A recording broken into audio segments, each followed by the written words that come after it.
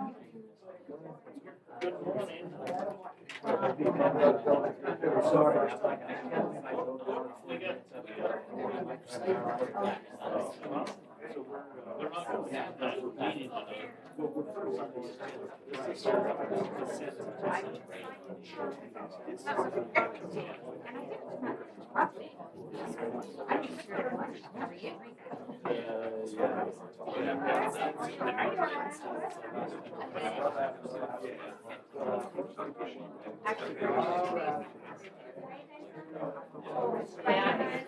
we go.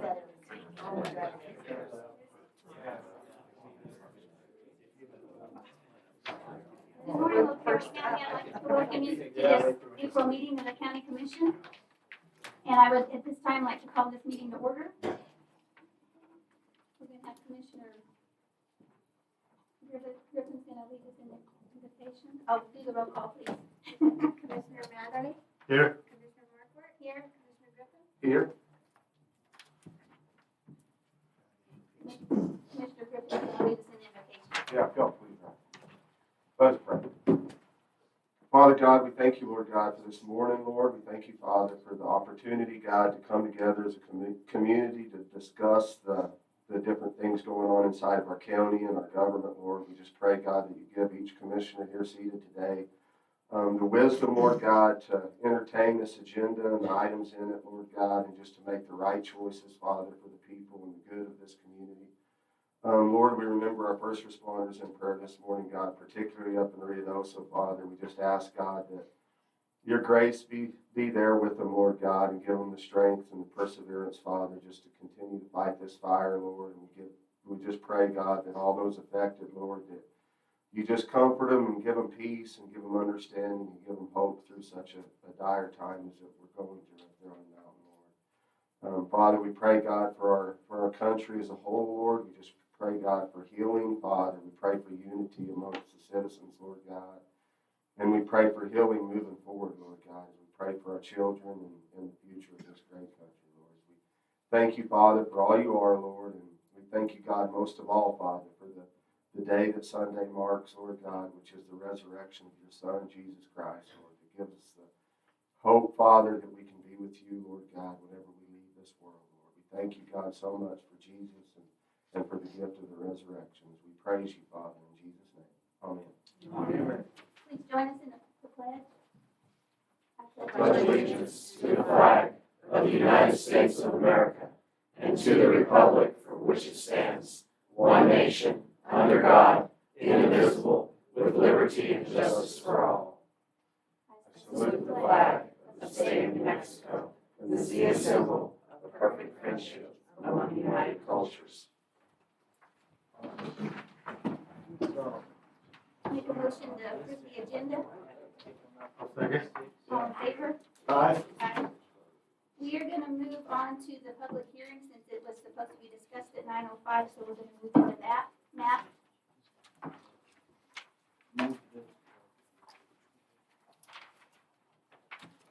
Morning, Commissioners. Morning, Clark, Emergency Services Director. And I'm Laura Goff with the South Central Mountain RC&D.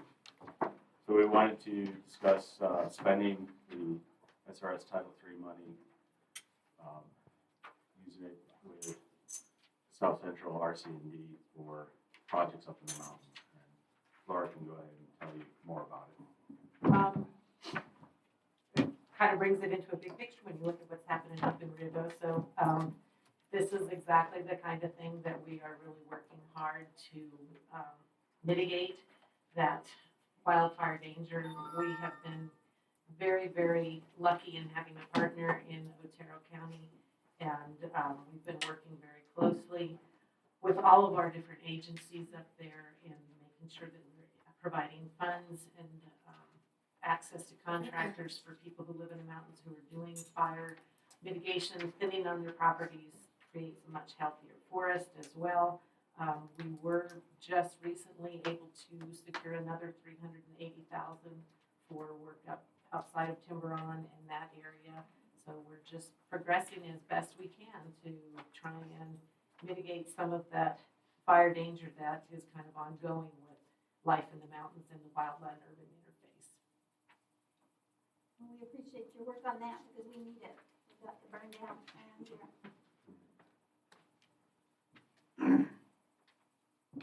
Yeah, I just encourage you in your efforts, you know, I mean, you've heard me sit here, and this has been kind of my song and dance since I've sat here for 4 years, is the need for forest management, the absolute dire need to remove fuels, you know. Right now, we're seeing the effects of lack of management right now in Rio with what's going on.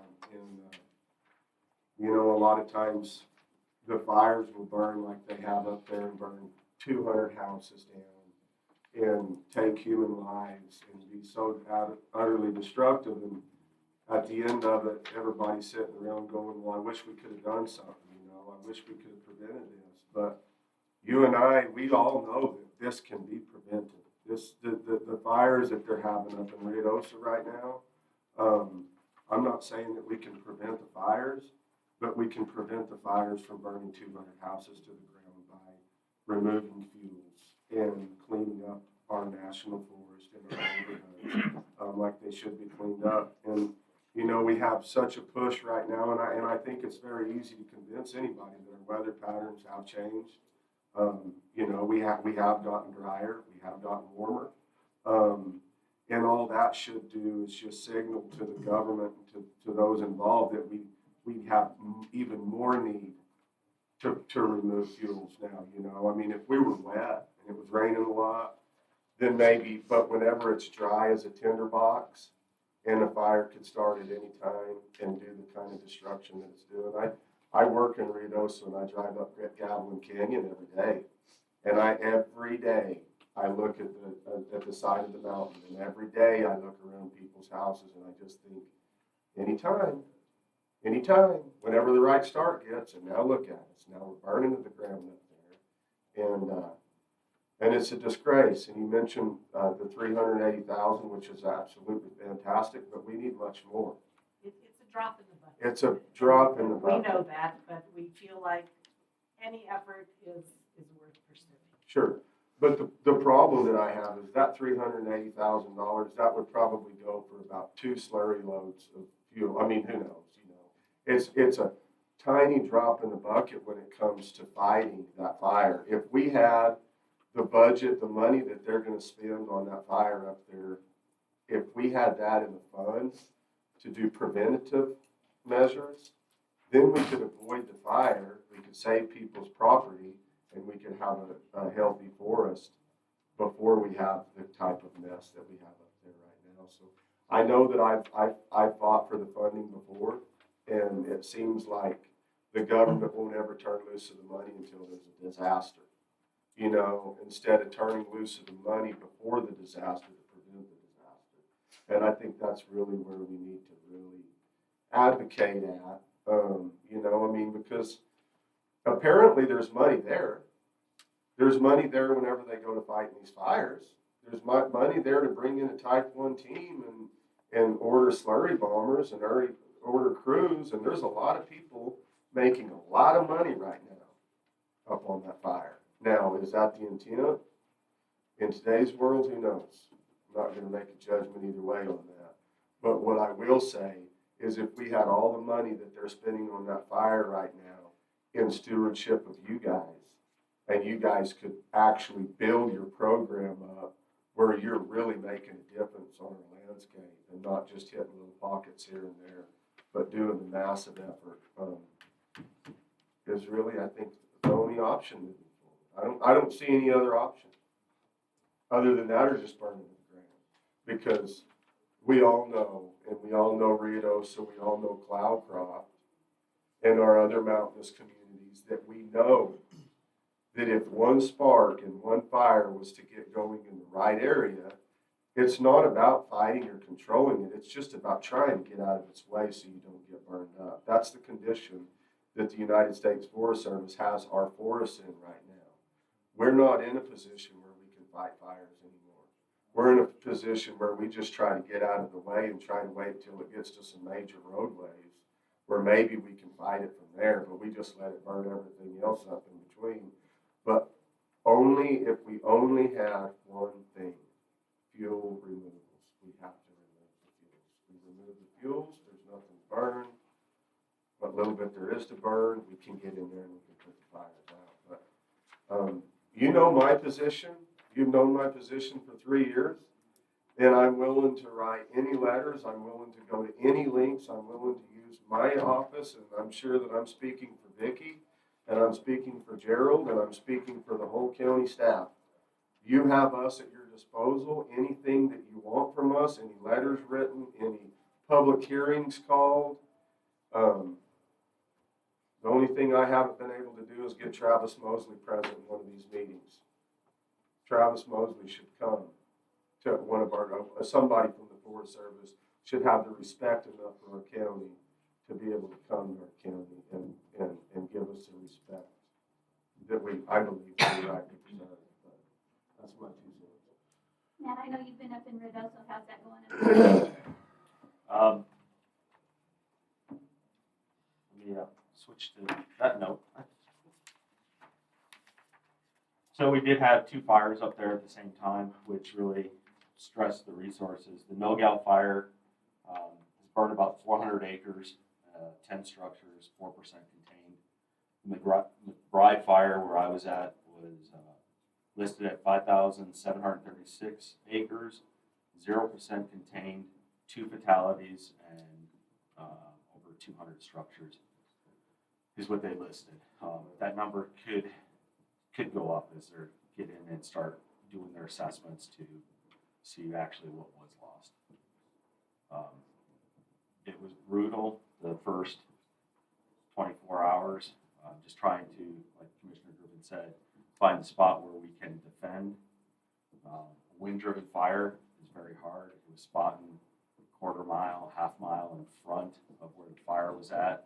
So now where you were at, you thought you were safe and you're chasing, and there was a lot of chasing done in that first 24 hours. So all the crews that were out there, the volunteers from Lincoln County, Otero County, did a great job for the resources that they had.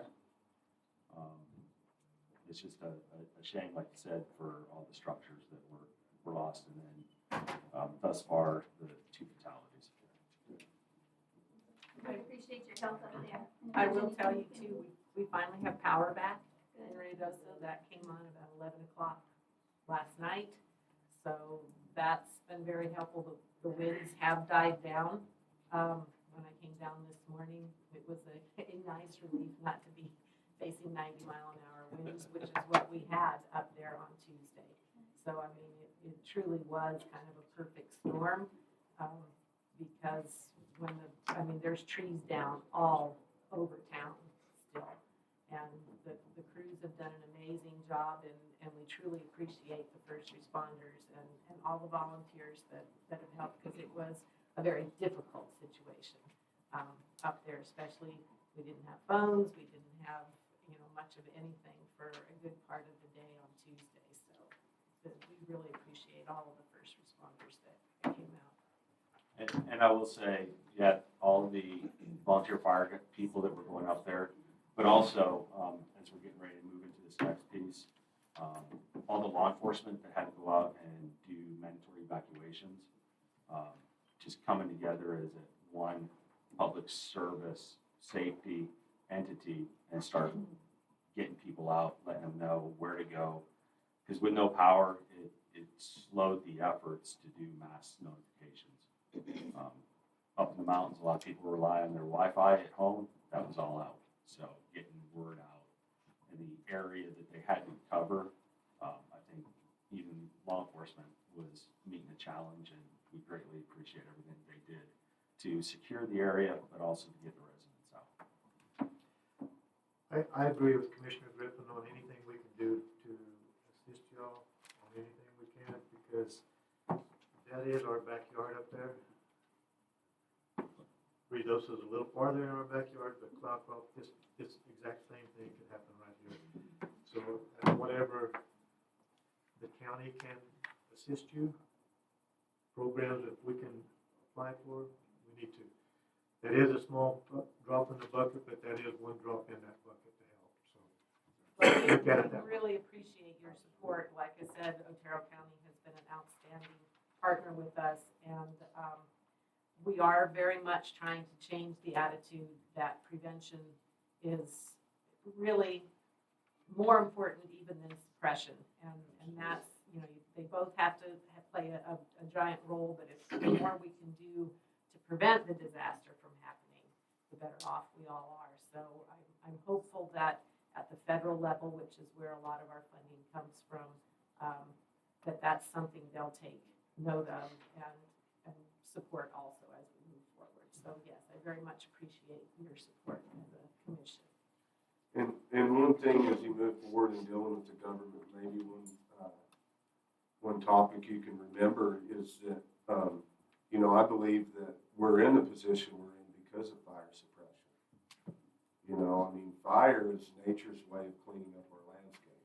You know, we all know that. And the more fires we put out, the more prevention we do, then the less of our landscape is cleaned up. And then whenever you have a buildup of fuels, then fire will eventually get to the point where you can't put it out anymore and you can't control it anymore and it burns. But the problem is whenever it gets to that point, it burns unnaturally. It doesn't burn, it doesn't do a positive effect. It kills all the trees and it kills everything in its way. And all we have to do is get in there and get the fuels, remove the dead fuels, thin the trees out.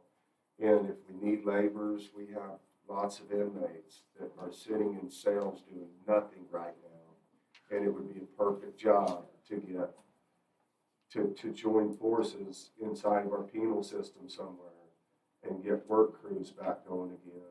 And I mean, that's a bigger plan possibly down the road. But I think you always have to have a bigger plan to work towards to try to. And we have actually used prisoners before. I know up in the Tularosa area, we did that on minimum security prisoners that were able to come out and Sure. do that, and it was actually very successful in cleaning up by the Grindstone Lake area. That was a program that we worked with both the Forest Service and the Village of Tularosa in putting that together. So there's a lot of creative ways to try and tackle this, and you know, it is just such a massive undertaking when you have 1 million acres of national forest and the wildland urban interface within there. So yeah, we're just trying to leverage as many tools as we can, and we're always on the lookout for new funding, new projects, and those types of things to help build capacity. And I do feel that you're absolutely right. 100 years of suppression has kind of led up to this, but I do know that with our partners at the federal level, at our different agencies here, everybody's all about the thinning. We don't run into any disagreement on that. It's just a matter of how do we get it taken care of? How do we do it? So, You know, I grew up in the business of thinning. I grew up in a small sawmill. I mean, that's where I was raised at. We were raised going out, and the only trees that we usually cut were diseased trees or blow downs or fire killed trees. And the Forest Service got to the point where they completely put us out of business because we couldn't even access the forest to get those trees out. Why? Because of the Endangered Species Act and all of the regulations on our forests right now. So the Forest Service may sit back and go, oh yeah, we support thinning, but they really don't, their hands are just as tied as anybody's because they're controlled by the Endangered Species Act and all of its effects. So, you know, what do? it's not an easy answer. Well, I There is think no that- easy answer. I think it's not an easy answer, but I do believe the answer lies on the local level. I think that we have a lot of power here at Otero County on the county level to take actions to keep our community safe. Because it's getting to that point now where, you know, we're going to have to say not anymore. Not whenever we have 2 lives that are lost, 200 homes that burn up, and then we just sit back and wait for the federal let the federal government keep our hands tied until the next big one hits us and we lose the whole town of Cloudcroft and more lives up there. You know, I mean, we're going to have to. I believe that we're going to really have to take a stand one of these days and just say no more. action ourselves on the local level to keep the people safe. You know, nobody wants to go up against the federal government, but if the federal government's causing your communities to burn to the ground because they won't let you manage the fuels around them, then we have a problem, you know, and hopefully we can fix it. Anything else? That's it. Okay, all right, well, Thank you so Godspeed. much. Yeah, Thank you for what you're doing. thank you. And now we've got a couple of proclamations, so we're gonna go back to that. The first one we have is for May is Motorcycle Awareness Month. And this is what the proclamation says. Whereas motorcycles are used as a regular means of transportation for commuting, touring, and recreation in and around Otero County, New Mexico. And whereas the scenic roadways of Otero County make us a very popular destination for motorcycle enthusiasts. And whereas the safe operation of a motorcycle requires the use of acquired skills developed through a combination of training and experience, the use of good judgment and thorough knowledge of traffic laws and licensing requirements. And whereas it is critical the residents in and around Otero County remember to look for motorcycles every time they are using the roads and highways and recognize the importance of sharing the road with motorcycles and motorcycle safety in order to prevent accidents and most importantly to help save lives. And whereas the National Highway Traffic Safety Administration has declared May as Motorcycle Awareness Month, it is the desire of the Board of County Commissioners to join the NHTSA in raising awareness of the growing number of motorcyclists on Otero County roadways, not only during the warmer seasons, but year-round. Now, therefore, on behalf of the County Commission of Otero County, we do hereby proclaim the month of May 2022 to be Motorcycle Awareness Month in Otero County and urge our citizens to be observant, courteous, and knowledgeable about motorcycle usage in our community. Is there anyone here to accept this? I didn't know that anybody came from the motorcycle. Okay. All right, and then we have another proclamation. And this is for our law enforcement. Whereas the men and women of our local law enforcement agencies have taken an oath to protect and serve the citizens in their communities throughout Otero County, New Mexico, and whereas law enforcement officers take significant risk every day to perform their duties and responsibilities and to ensure that the rule of law is maintained, and whereas Otero County is the proud home of dedicated law enforcement officers who put their lives on the line to keep our citizens and their belongings safe. And whereas the commitment of our local law enforcement officers to continue training, skill enhancement, and interagency coordination make them vital members of Alamogordo in every community throughout Otero County. And whereas law enforcement officers play such an integral part in our society, they are guardians of our way of life and they deserve our support. And whereas Otero County also recognizes the significant sacrifices made by the families of our law enforcement officers and welcome the occasion to show them how much they are appreciated. And whereas the law enforcement officers are such a cherished asset to this grateful community. Now, therefore, we, the Board of County Commissioners of Otero County, New Mexico, do hereby proclaim the 7th of May, 2022 is Otero County Law Enforcement Appreciation Day and encourage all citizens of Otero County to demonstrate gratitude to the law enforcement men and women who protect, serve, and keep us safe. Proclaimed during the regular meeting of the Board of County Commissioners this 14th day of April, 2022. And I think Ms. Rocky Galassini is going to get these. With your permission, can we have the officers up Absolutely. there for a photo op, please? Absolutely.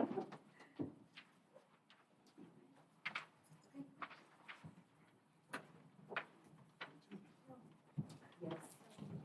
Thank you, guys. Thank you. Thank you for everything that All you right. do. How you doing? Good job. Thank you, sir. Appreciate it. All right, everybody. Thank you. Good morning. How are you? Morning to you. Morning.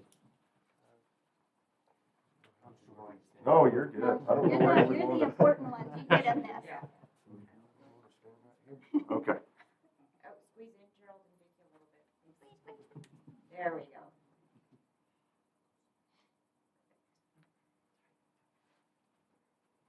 Thank you. Do you want these, Rocky? Yes. Okay. And we also have a law Thank you, enforcement day, guys. but Appreciate you but everybody guys. needs Yes, to come thank too. you. Rocky has tickets. And Rocky has, and Mickey has tickets. So, Thank you all very much. Thank you, Rocky. very much. Thank you.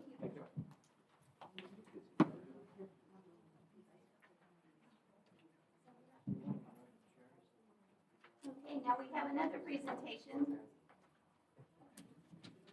And this one is for the Otero Otero County Board of Commissioners proudly present this certificate to Otero County Sheriff David Black for his excellent achievement of being named as the Western State Sheriff Association 2021-2022 Sheriff of the Year.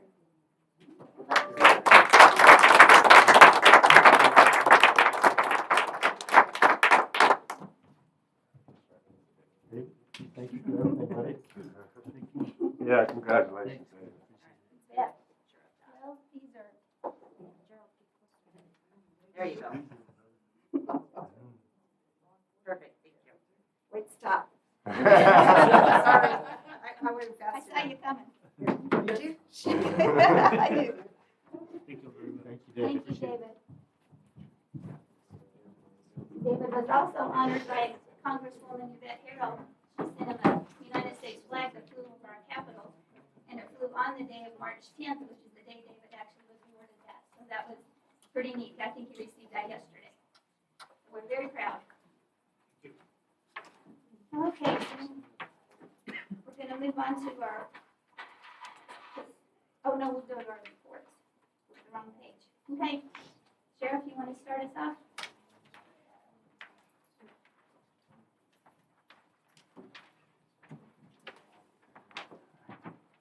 Good morning. Good morning. David Black, Otero County Sheriff.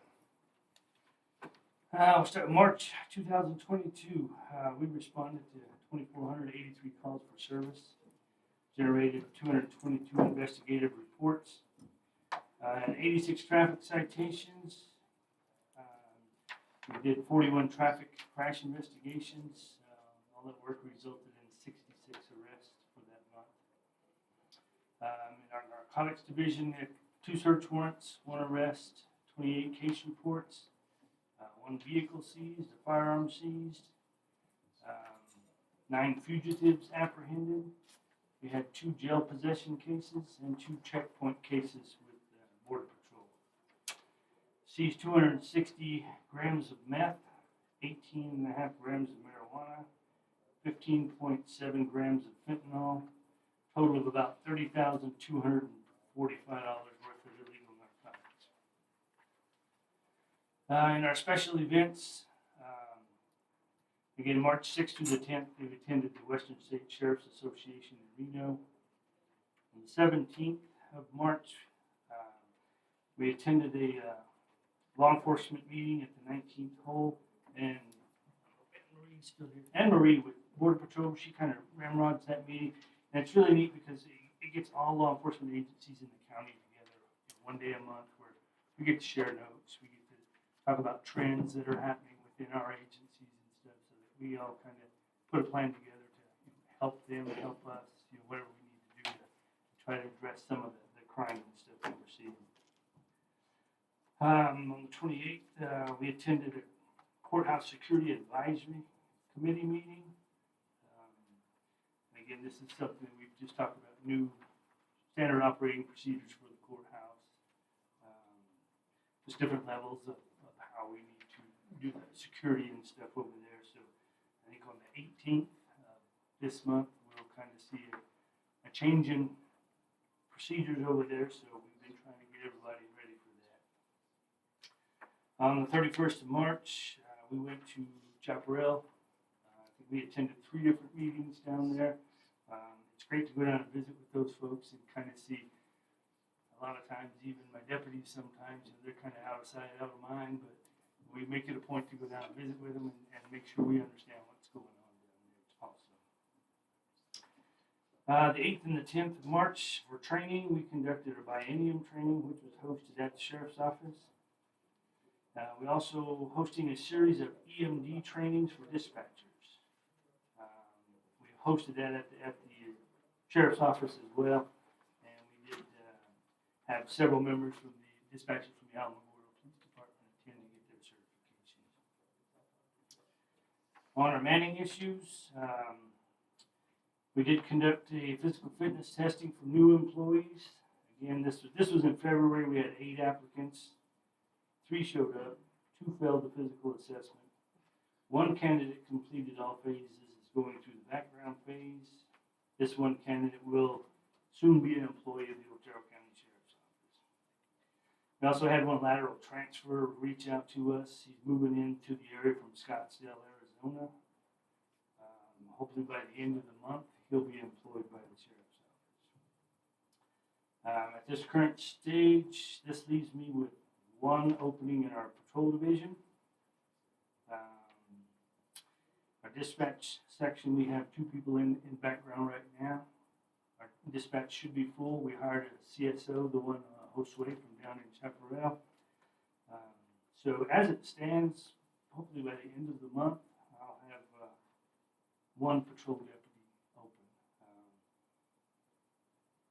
think I got a couple applications up front that I want to go through pretty quick. So I hope to be completely full with all divisions of the sheriff's office. So that's it. Unless y'all got questions. Well, I know you just attended the sheriff's meeting in El Paso. Would you like to speak about Texas Governor Abbott and his update on what's going on in the border? Yeah, it was kind of frustrating for me down there. We got Texas has 4 different programs going on and how they're addressing the immigrant issues in Texas. We had some sheriffs from Arizona talking about how they're addressing it over there. It was frustrating because New Mexico's not addressing it. We just got the open borders and we have no plan in place to address that other than local law enforcement trying to do what they can. Governor Abbott, he has plans in place. I saw on the news this morning, I don't know if it's, I guess there's a couple of buses that have already arrived in Washington where that's his plan is they come across, he's going to put them on a bus and ship them to Washington. So we'll just see how that works out. And I know they started doing truck checks on the 18-wheelers and stuff that are coming through. And a lot of those trucks are blocking the border points of entry and stuff like that. So they're kind of trying to force somebody's hand to make something happen, get some help going on. But it was really nice to hear Governor Abbott speak about that. But, it's nice to have a plan in place. You talked about the meeting in Chaparral. We had the meeting with Madrid, and I discussed with you a little bit about getting the reports, trying to put it over to paper. Have you got those translated yet from the? That's in the works. Here's what I did. I got a copy of the meetings. Thanks to our IT guys here, they helped me out getting all that. I took it to a person that I trust. I took it to somebody who's not a member of the county, is not a member of the sheriff's office, has no involvement in it. I wanted to see exactly what was being said in these translations. So that is in the works. I haven't got it back yet. As soon as I do, I'll see that everybody gets a copy of it. My other item was anything on the Bridal Falls issue with the Chile ditch water. No, we have not addressed anything further. The Supreme Court decision came down, which kind of changed the whole scenario. But it's being challenged again, so we're going to have to wait and see what happens again with the challenge on that Supreme Court. I can't, right now, I think everything just needs to be, we do anything right now, we may be back there in a month and a half, we're undoing it and trying to redo it. So my position, we just hold off till we get a decision on that. I haven't heard from the gentleman up there at all. I didn't know if they contacted you or not. Mr. Cole, I have not heard a word.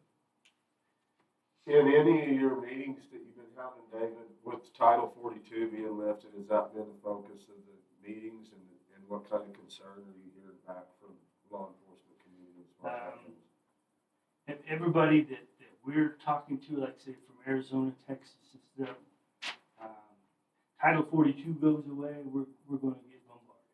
We're looking at, they're talking 18,000 a day hitting the southern border. So, Yeah. but it's not just the immigrant issue. It's drugs. Yeah. And how they're actually recruiting juveniles to go to the border to drive people in. because the AUSAs, they will not prosecute juvenile for doing that. So, I mean, the cartel is, they're smart, they know exactly Oh, yeah. what they're doing, and they're gonna get rich off of it. Well, you know, I mean, we only have so much say, I guess, as far as the border goes with the federal government. But I think that we really need to at least start entertaining a plan if we do have the kind of mass migration that, you know, that we could have. I mean, I don't think it's any question that we're in uncharted waters right now as a country. Our country's never been where we're at right now. Our border's never been in the condition it's in. With technology and social media and as fast as information spreads, we could have an amount of people that hit the border all at one time that's unprecedented. And if that started coming our way, you're in the office. It's going to be that everybody's going to be looking to as far as. I mean, we hope that it's not. We don't have huge caravans of hundreds of thousands of people coming up out of the south, but we could. And if we do, then you know, I think we need to just quit worrying about the federal border and start worrying about Otero County's borders and start really looking at our own border and put the measures in place that we need in order to control the flow of people coming through our county. We can't just have hundreds of thousands of illegals walking up through our neighborhoods and down our city streets with nowhere to go and no direction and no. I mean, I hate to look down the doomsday path, but at the same time, the doomsday thing might be something to entertain every once in a while because who knows where all this is headed. And it's the most foolish thing that the federal government could do. But under the Biden administration, it's understandable because everything they do in office is foolish. But to lift Title 42 off of the border is reckless in every sense of the word. And I know that some of the states have joined a lawsuit against the federal government in regards to Title 42, and I'm just wondering where county governments might be able to fit into the same type of lawsuit possibly. If we could join that effort on the county level and by suing the federal government using the same grounds that these states are using, then maybe that would be a good direction for our county to go because I don't see any other option. I mean, the federal government and the Biden administration right now is not concerned about the safety and security of American families. They're more concerned about open borders in a world that I don't want to live in. So I don't know, Roy, if that might be something you might kind of skim over and see. And I'd be willing to probably speak for us sitting up here that would be something that we'd sure entertain, is joining that lawsuit. And I think too, as far as like the Western Sheriff State Association, National Sheriff's Association, Southwest Border, Texas Sheriff's Association, we all sign resolutions at this meeting here that will be going to our government, just basically explaining to them our dissatisfaction with their efforts. So, Well, good. Well, once y'all get them signed and stamped and send them over here to us, and we'll move and pass on them through our county commission board. We're already working on it. Are you I good? think they've got 2 of the letters. I'm fixing to get the other 2. Good. So I'll see that y'all get a copy of that. We're working on it. Perfect. I think That's all I got. Thank Thank you. you, Thank Sam. Matt, here you go. Morning, Commissioners. Morning. I'm Dark Emergency Services Director. We already discussed the fire. Code enforcement, we had 25 new cases for March, completed 32 follow-ups. We did 4 fire investigations, 1 inspection. We had no new cannabis. Known cannabis grows and dispensaries that we know about for Otero County side. We have 9 of them that have come through our office.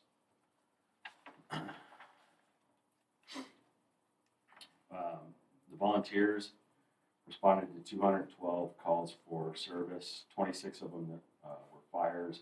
153 of them were EMS calls. And their efforts are greatly appreciated. That is all I have for right now. I'm still trying to gather everything from being out of the office. If you have any questions.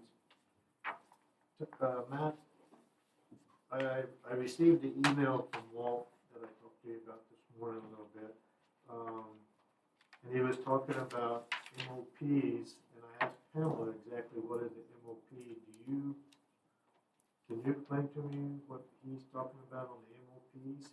I've not heard of MOP directly in the terms that he was using it, but more what I was getting out of it is it looked like he wanted some policies on how we should account for a lot of the calls and giving you more statistical data. And a lot of it is out there, and a lot of it is also based upon where you live in the community. When you're up in the mountains, one of the things he was talking about was response time. NFPA says that we're supposed to be able to get to an emergency from the time it is called in 20 minutes. As we all know, in the mountains, we don't generally tell people we're 20 miles away from somewhere. It's 45 minutes or an hour away. And that's a lot of stuff. What I was getting out of it is he was wanting to see more stuff like that. Well, it's going to be skewed because in the mountains, depending on where that call is at, they may rarely meet that 20 minutes. And it looked like that's what he was wanting, was more of that statistical data. Well, at this time of the year right now with everything, which is kind of the peak to me on the fire seasons and stuff, with you and all your volunteers and all your equipment, I'm sure you've exercised practices, inspections on everything, your water sources. Are you all up to date on all of that? I mean, are we spot on for in case something was to happen tomorrow, we're ready? I mean, like I say, I'm sure everybody is, and I understand it's a volunteer service. But, I mean, is everybody, are they on their game is what I guess I'm saying.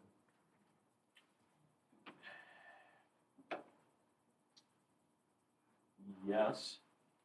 And with them being the volunteers, it's hard to totally say 1,000% yes they are. The volunteers are required to go through the same amount of training as a paid person and still carry on their day-to-day lives and jobs.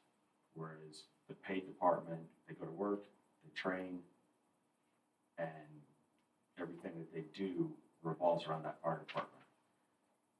In the volunteers, we hope that that's what we're getting, is someone with that dedication level. And one of the things he did mention in there is that he's saying like 20% of the people were responding to his calls, 80% weren't. Well, why was that 80% there? They don't have the drive, 100% of the drive to be there. Is it because they were out working somewhere and didn't get to that call? The chiefs that we have do their absolute very best to make sure that they're training their members to be safe and ready to go for that next fire, that next EMS call, whether it's a structure fire, grass fire, or like we're doing now, large forest fires. And they just do the best to protect their community. The younger generation coming up, Matt, have we approached the schools, the high schools, and trying to recruit any EMS people, volunteer people to try to proceed down this road and try to get them at an early age? Prior to COVID, there was a small EMS program in the high school. We were going to work to try and get that back, but then with the shutdown of absolutely everything, really affected, even the number of volunteers, because now I'm volunteering for this, I'm not getting paid, and I have to go potentially risk my life. More so with COVID, with all the unknowns, we lost quite a few volunteers that way. We lost more with House Bill 4, where they didn't feel protected. But we're getting back on track now to start doing more education and more in the schools with trying to get the young people into. It's very hard because if your parents didn't come from that volunteer fire family, most of them don't know about it, and they don't always get that support. And even the younger kids in high school, out of high school, it's dealing with peer pressure too.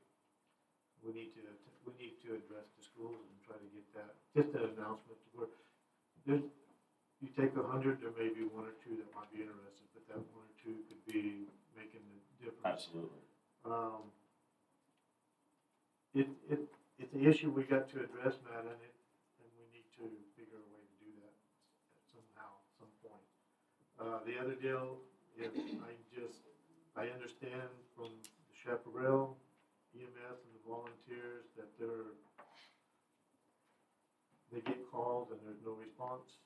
And I understand the working can't get to them, but somehow I'm hoping with this new budget deal we got, being able to keep a man down there full time, Monday through Friday anyway, that'll help them change that. But Absolutely. we need to address this volunteer program.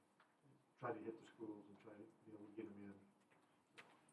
Whatever we need to do on that, let's get that going, and then we'll make it awareness or something.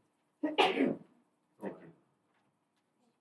And I tend to disagree with you on the kids and them wanting to be involved in a program like this. I think if you had the right program put together to reach out for the kids, to show those kids how to roll a fire hose up, how to turn a pump on, how to drive a truck, and do mechanical things with their hands, which so many kids are lacking nowadays because of this technological world we live in. But if you guys had a program where it was really in gear, even if the kids didn't want to be in it, I guarantee a lot of parents would be forcing their kids into it because it's the kind of discipline and learning that so many parents want their children to have. I mean, look how successful the ROTC programs have been with our young kids. And, you know, probably not all the kids really necessarily wanted to be in the ROTC, but it was the parents that told them, no, you need to go into this so you can learn discipline and skills. And I bet you if you were to really focus on that, Matt, you guys were really to build a grooming program inside of our schools for volunteer fire department and make it where those kids are really learning something, I bet you could have. And I don't disagree. It's finding that sweet spot with the age, because all the little kids absolutely love it. And by the time they get older, that's where we see the decline. Yeah. And that's where we need to try and get them changed. But I bet that you'd have some successes with a program like that. My question is, I have every month. Any word on the Three Rivers fire and what started the Three Rivers fire? No, I don't. And Okay. I know they are up at Tularosa. Oh yeah, I'm sure they're busy. They're real busy now. But you know, we've been asking this question for how long? Every month, I ask the same question. We know that the Three Rivers fire was man-caused. But the Forest Service still hasn't given us the respect to let us know that if it was intentional or accidental. Very simple question. It means a lot to the county because it means that we have either somebody careless or we have an arsonist that's living in our area. But it's a shame that the Forest Service has chosen to not respond to it. It's a real disgrace. But it's a question that I'm going to continue to ask from now on, and then it's on record. If later on, maybe we can sue the Forest Service. I'd love to levy a lawsuit against the Forest Service for over nothing less than just not answering a question. If we have an arsonist or somebody that's careless, not even giving us the respect of allowing us to know where they're at in their investigation, if they have any possible leads, if they have any possible suspects. Nothing. We lose, how many thousands of acres did that Three Rivers fire burn up? 11? I think it was only 7 or 8. We have a fire that burned 7,000 or 8,000 acres of public lands up, and they can't even tell us if they even have somebody, a suspect of starting the fire. So, it's a disgrace. It's a disgrace in the Forest Service is a disgraced agency. I'm sorry to say, but they're just not high on my book. But we have a great member of our community here with us today. You have to forgive me. What's your first name again? Kimberly. Kimberly, that's right. Kimberly works at the cleaners, and I pick my clothes up there and talking to her about issues that she has in the community. And Kimberly has had an issue with flooding. And if you want to come up and sit down, Kimberly, and kind of address kind of what your issue is going on. I feel like it's not very big after hearing. That's okay. all Come this up stuff. and sit down. No, every issue is big. Just sit down at the table right here, and you can kind of tell us what your issue is, because it has to do with flooding. Hi, Matt. I've spoken with Matt several times on the phone about it. He is a very busy man from what he's told me and now hearing this. So just sometime soon, hopefully, if I could just get someone to come out and look at what the problem is. I know it's going to take a long time, as you've said, to fix. But I've been calling for 3 years on getting this fixed, and no one has even came to my property. None of my neighbors have even been talked to. Nothing has been done, absolutely nothing. And I believe our last phone call, I was specifically told the flooding is a very small fraction of his job, which I understand that, but it's getting worse and worse every year. And now all my neighbors have built up berms. I have one neighbor with an 8-foot cinder block wall now. And now the third neighbor has rented a bobcat and pushed all his land up against my fence line. So I am going to get everything this year. And I mean everything. And last year was probably about 2 feet maybe from coming in my home. So if something isn't, I took on, he told me I basically had to sue my neighbors. Civil suits, that nothing would ever get done. The city blames the county blames the city. Now the state's being thrown in, and now that the highway has been built out there, they're even throwing the highway department at me. I'm only one person. I don't know who to call. I don't know what to do. All I know is I get water up above my knees. My animals cannot walk. They're swimming, drowning. It's a big problem for me. I understand not for everything else that's going on. I'm very petty, I'm sure, very little, but to me, it's a big deal. It's all I have. I'm a single mom of 3 children. If I lose my home, I don't know where I'll go. Where are you at? Where are you located? 46 Matthews. It's back behind the welding shop, right? Back behind Roy's Welding and on the other side Correct. of bypass. I have paid almost $1,200 a few weekends ago to have some people come out and build a berm where you can see, I don't know if I'm allowed to show pictures, but you can see where, like, the electrical company from the highway that was built, they've dug all along where the electrical poles go, and then it shoots this way and ends at my driveway. And I mean, it's about from the ground this deep. And once that fills up, it hits my house. When did this start? How long has it been going on? I've owned the property about 5 years. The first 2 years, I don't even think we had rain. But I mean, it just rains 2 or 3 times here, not a lot. But the extreme amount of water I get, I don't understand where it comes from, but it's a lot. And I mean, it's not just a little bit coming in, it's just from nothing to just, it's crazy. And if you went out to see where, is it arroyos that they've cut and pushed all into one area that it's gonna travel? Is it, where's it coming from? Where's it generating the main source to hit that feed and keep coming in there? That feed is coming off of the scenic area, hospital area, it all gets funneled down into canal, crosses at Eddy, and then underneath the bypass that way. On the north end of the old sawmill coming in, Yes. coming that way, coming around. Is that running the ditch right there behind the I believe dog- so. dog I have house? gone out from like the highway back. I haven't gone across the highway into town and tried to figure that part out yet. But now that where that canal street is, where that's all brand new, I'm very nervous about that. I mean, that's gonna get more of a flow even now, so.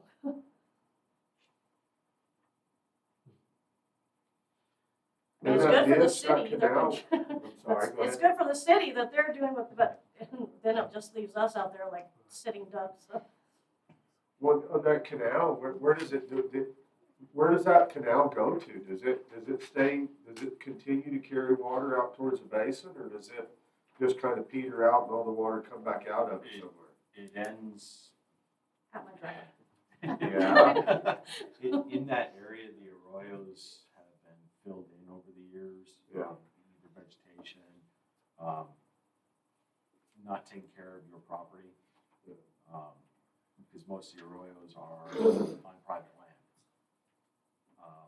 And then it sheet flows out from there like on the other side of town where they built the concrete canal all the way through, and it ends at the other side of the Bloom Park. From there, it just fans out. And the historic for that area was, even before the bypass, was it just started to fan out from there. And then homes have been built over the years in those areas, and every time a home is built, it changes. And this area was behind in doing anything on flood prevention. Well, just what Kimberly just shared with us, it sounds like the flow of water has been changed and altered. If it's the power company that by them putting the line in, or if it's her neighbors out there that are building dikes and berms. And that's all stuff that we have ordinances on, and we don't allow inside the county, I don't think, to change the course of the flow of water. So at the very least, we should be going out there and making sure that all that water is not being directed right to her front doorstep, you know. And if we can do anything to help redirect this water, if we need to clean some ditches out that's got some vegetation in it or whatever. Tom, are you familiar with where this is out there, where we're talking about? Yeah, and a lot of it's coming through those culverts under the bypass. Okay. And do you have any input as far as a possible solution as far as? Is that we're having the same issue up by the storage units in Dunnigan also. It's right on the other side. Right on the other side. Yes, sir. New, we just chip sealed all that last year, and there's portions of that brand new chip seal that are gone now because of the flooding coming through that way. Well, I mean, my position would be, let's just try to brainstorm a solution before she loses her home, you know. I mean, it's kind of like the fire deal, you know. Whenever you know that you're going to have a problem, now you're faced with an option. You can either address it before it blows you out, or you can wait till it blows you out and deal with all the fallout, you know. I mean, I'd rather step in there and try to protect her property with whatever we need to do. If we need to cut another ditch around, you know, I mean, this flooding deal it's as aggravating as the forest is, because so much of it could be fixed if we could get the federal government to work with us with the BLM, and, you know, that we could get cooperation with the Fed. But the Fed just sits back and lets it all happen, and then we have to deal with the consequences of it, you know. Man, how close is that, with us coming out to run to those concrete ditches that they've been putting in? Comes from up On the above hill? scenic, is it? Are you north of them? Where she's at is on the other side. So the water that's coming out is right from canal where they're doing all the work now, and it flows southwest. And then it hits the bypass and is channeled out of the canals there, or through the culverts there, and then starts to break out. So it's There's north of the- the concrete, where they built those canals that go From drainage. LaBelle, it's north, where the solar panels are. They put in a big solar array there, really right across from the sawmill, just on the other side of the bypass, on the west side. And that is the historic flow area. The grass over there is higher than I am. Yeah, behind where McDonald's house. And that's where it all is flowing into, is north of the McDonald house in that area.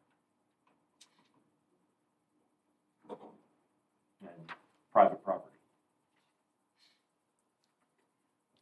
Is this, what is creating the increase of flow? Is it from the state highway department on the bypass? Or is Some of it. from the city of Alamogordo diverting more into canal? As they do more on that side, more than likely, absolutely. Because they are taking, like they did on the south side of town, where all the arroyos throughout the communities used to go, they've taken it and channeled it elsewhere. And as they're working on the other side, same thing's happening there.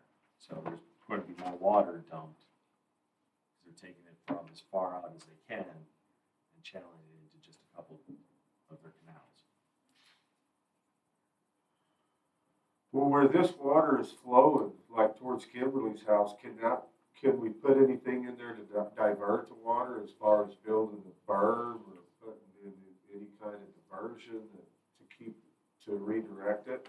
The only thing that we would be able to do would be to look to see on the easements of the county roads and going a lot deeper with small culverts that probably won't handle the flow, and running miles of it so it gets past what is currently there, so it will fan out somewhere else. Well, I know that you guys have all kinds of stuff on your plate, but if you could please make this one of your main focuses, because I don't want it to go down there after a storm and out here, how our whole house just got destroyed by. I'm gonna move in with somebody, I don't know who.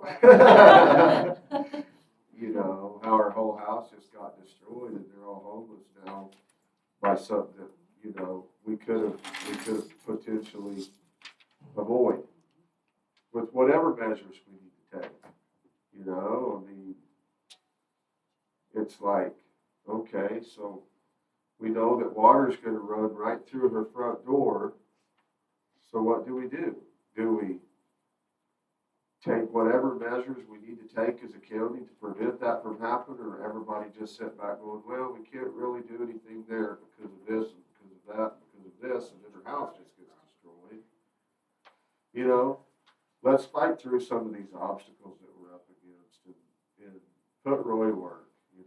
There's got to be some legal angle somewhere as far as if we have to declare a total emergency declaration of emergency to supersede some of these state laws and state mandates and BLM nonsense.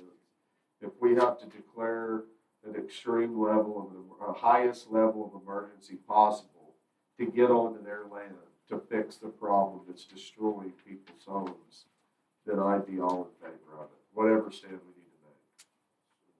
we need to make. Is this that Smith Street issue too? Yes. There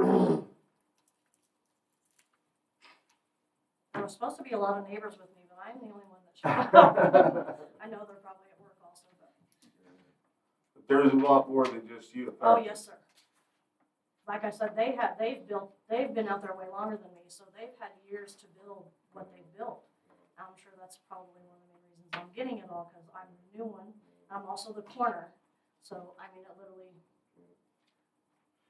And your worst Official. problem is you're in a floodplain, you know, I mean, Yeah. that's just. And I have no problem helping physically or even financially, if I just know where to start. But I don't. I went across the street and started a berm, and of course got into it with the neighbor because that's his property, which I heard he called you upset too. So I mean, I tried and I got shut down because it is on his property, but he hasn't done anything about it, and he's been aware of it. So I decided to take it on my own, and I paid $1,200 for a crew to come out and start building a berm for me. And boy, he did not like that. So that's when I said, well, you know what? I've spoke to the county for 3 years. I've gotten nowhere. So I decided to fix the problem myself. And he threatened the crew with a lawsuit, and that scared them off. So then here I sat again by myself. So if I just know if I can dig somewhere, I'll dig my own. But then that's just like he said, it's just going to shoot it off to another neighbor. And you'll just have another, you know what I mean? It's just going to be a domino effect if we don't stop at least some of the flow. Like a little bit of water's fine, but how much we get is out of control. We need to figure something out. Thank you. Thank you, Matt. Nice to Thank meet you, Kimberly. Thank you. Thanks, Beth.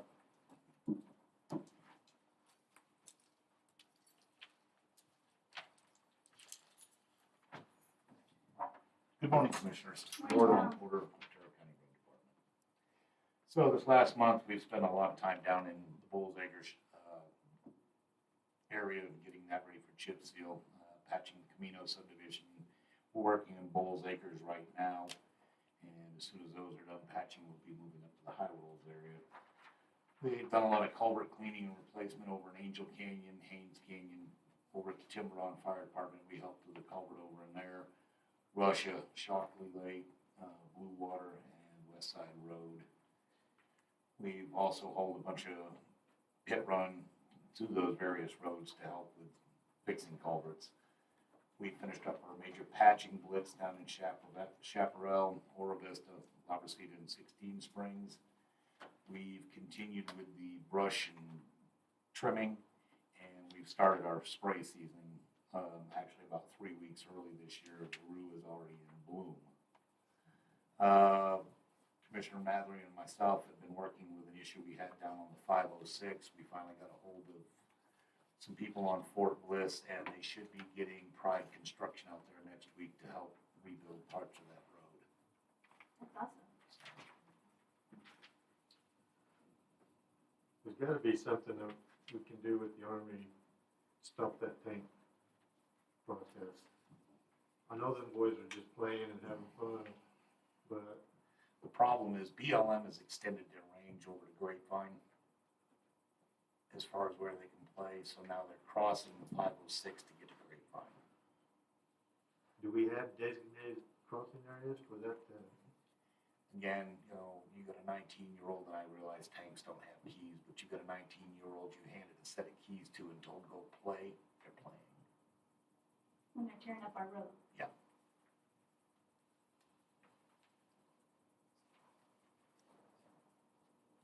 Tom has a video where he was following a tank at about 50 miles an hour going down 506. Wow. So.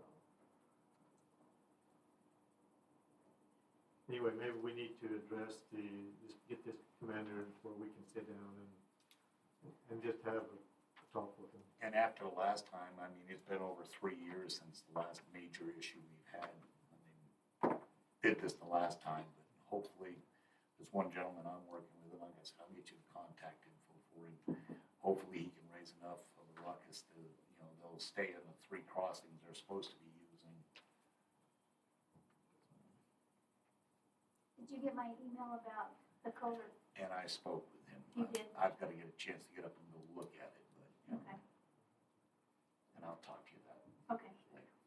all right.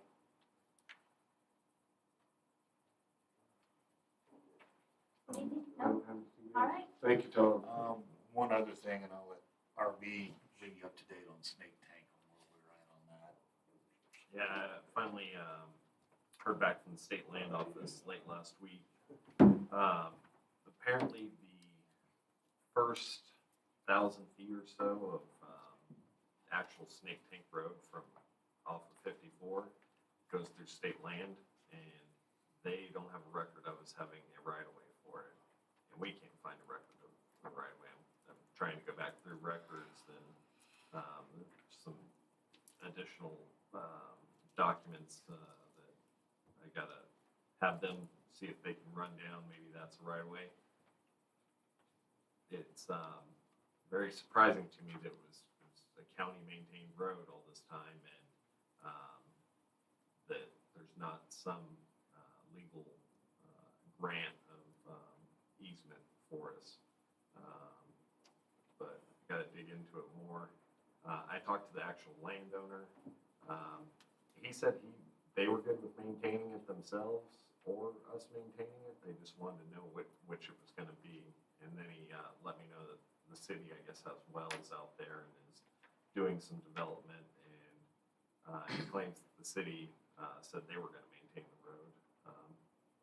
I doubt that was the road boss or anyone that said that, but I am gonna contact the city just to see if they happen to have some right of way or, but right now the state land office proposal is, if we want to buy a right of way, it'll be about $1,300. So that's one option for State consideration. helping us out. What a deal. What a great offer. So I'll follow up on those loose ends and then kind of gauge what the commission wants to do on that. I don't know if paying for right of way is. We maintained it for so many years and everything was fine. Can we continue to maintain it? Or is it not gonna be fine anymore? This may have been the reason they sent that letter in 2011. They may have realized we didn't have a right of way for that first half. And that might have been the reason they told us to stop maintaining it. But You talking about the city of Alamogordo? no, state land office. Of who?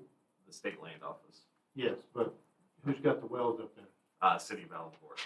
Well, they wouldn't be able to maintain it either, if we can't. Yeah, unless they have something, or if they don't either and they need it, maybe we can go halvesies on it. That'd be an option to go. I mean, I wanna get the gentleman taken care of. So can you approach the city and see if that's gonna be the only option, way to go, if they will split the cost of the permit? I'll explore that along with seeing if Yeah. maybe they have something. And I'm speaking for myself. No, I think that's a good idea. Hamima found a deed from the 70s and it references two state land office documents on it. And so I gotta run that by the state land office and see what those documents are. Maybe it's a right of way, I don't know.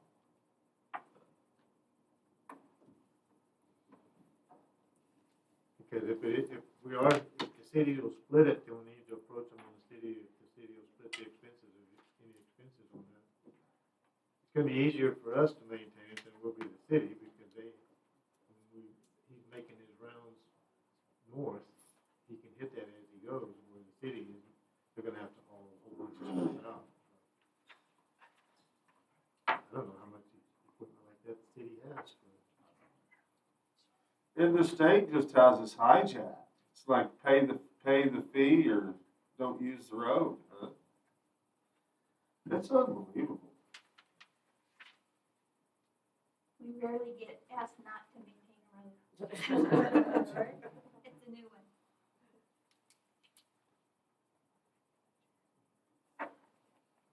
Okay, that's all I got. Thank you, Tom. Thanks, Tom.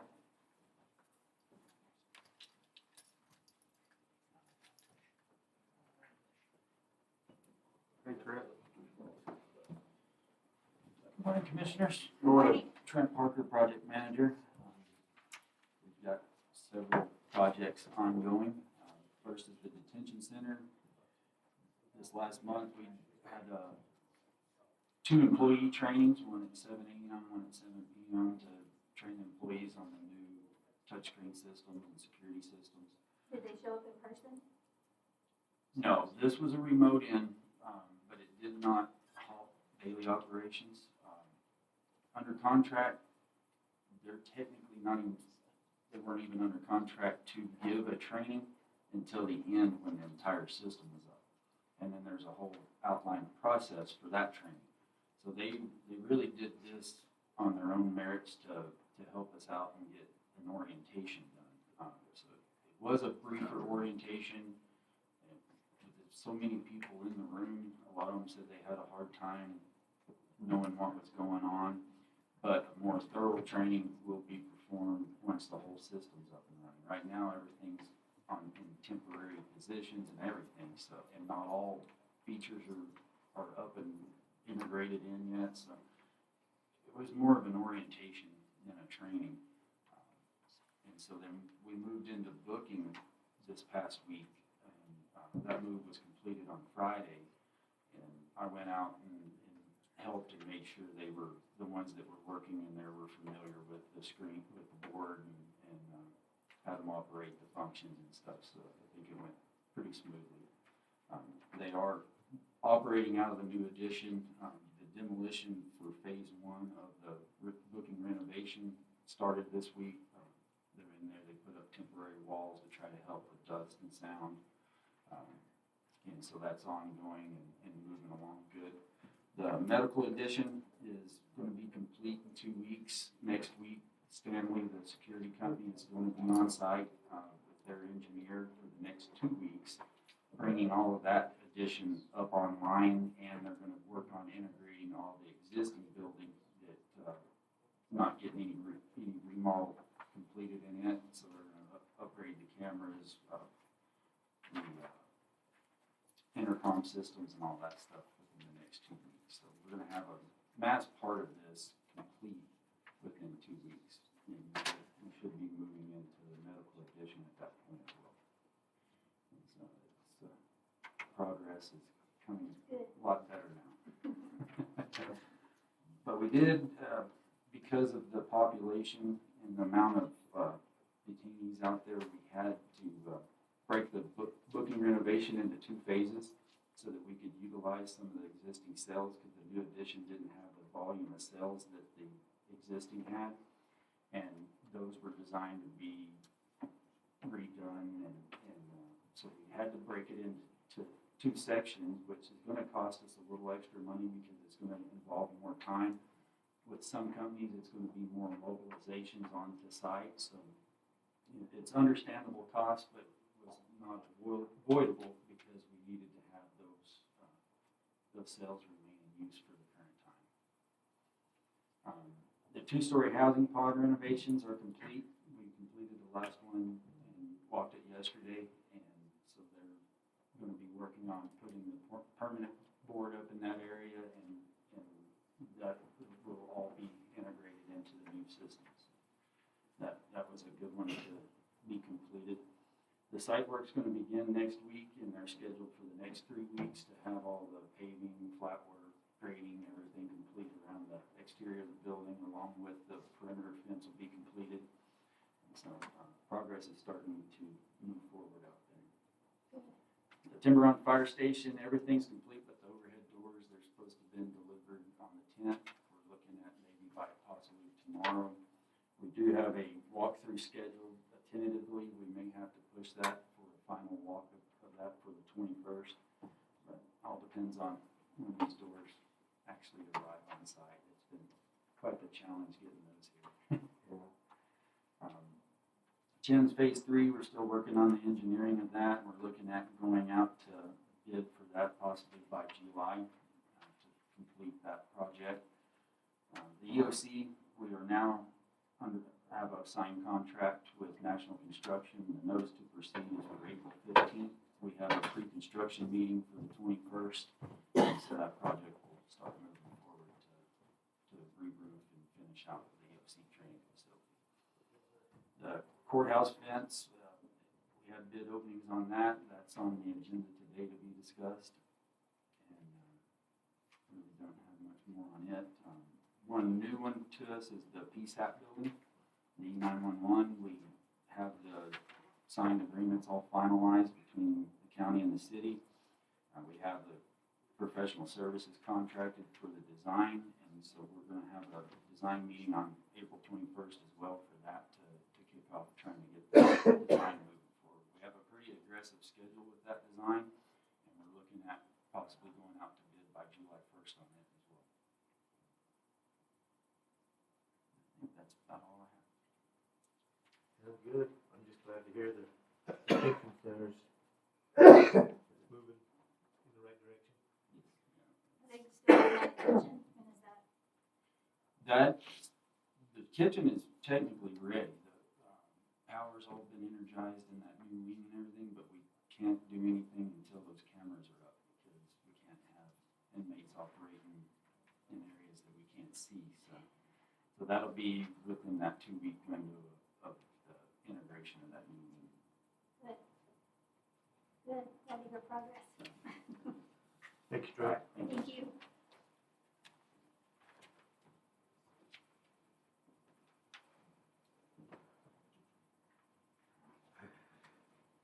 Good morning. Good morning.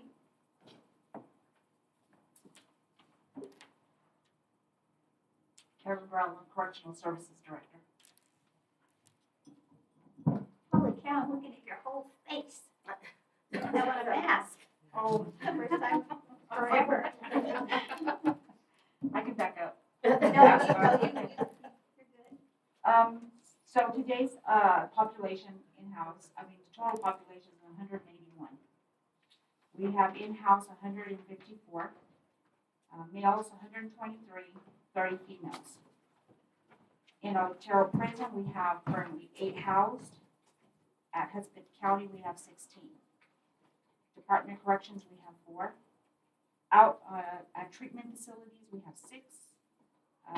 At other facilities for court, we have 4, and out on furlough, we have 5. Total, the average population for March was 207 inmates. We have 1 male juvenile in the Doñana County Detention Center currently. The total amount of persons that were booked into our facility in March was 183 people. Last month, on a Monday, March 31st, I think that was, 21st, I'm sorry, a Bible was brought into the facility. And it had been there, it came in, I think, on a late Friday afternoon. We didn't get to it till on that following Monday to inspect it. But my lieutenant went to conduct a search on the Bible, and he was exposed to a white substance within the Bible. So he began to feel sick. We had to take him to the emergency room, and blood tested showed that he was exposed to amphetamines, which would be meth. So he's okay, but it was a little scary there for him and for all of us. Somebody you've in trouble for that.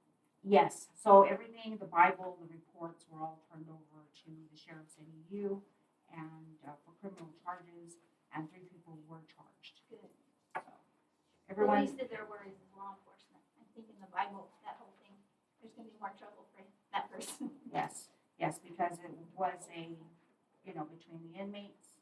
So 2 inmates that were in the facility were charged, and the individual that brought that in was also charged and incarcerated.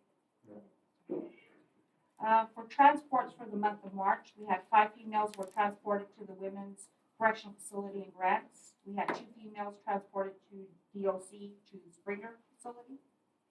We had 22 males that were transported to Central New Mexico Correctional Facility in Los Lunas. We had 3 transports to Las Cruces to Dr. Kaplan's for evaluations. We had 18 courts that we actually transported to district and magistrate court throughout the month. And we had 350 actual video courts that took place within the facility. About 2 weeks ago, we had, again, during the Friday to Sunday weekend, we had about 24 individuals that were arrested and brought into the facility. We had 5 detention officers that went through OC spray training, and that was scheduled through the sheriff's office, so they got that completed, so we were good with that.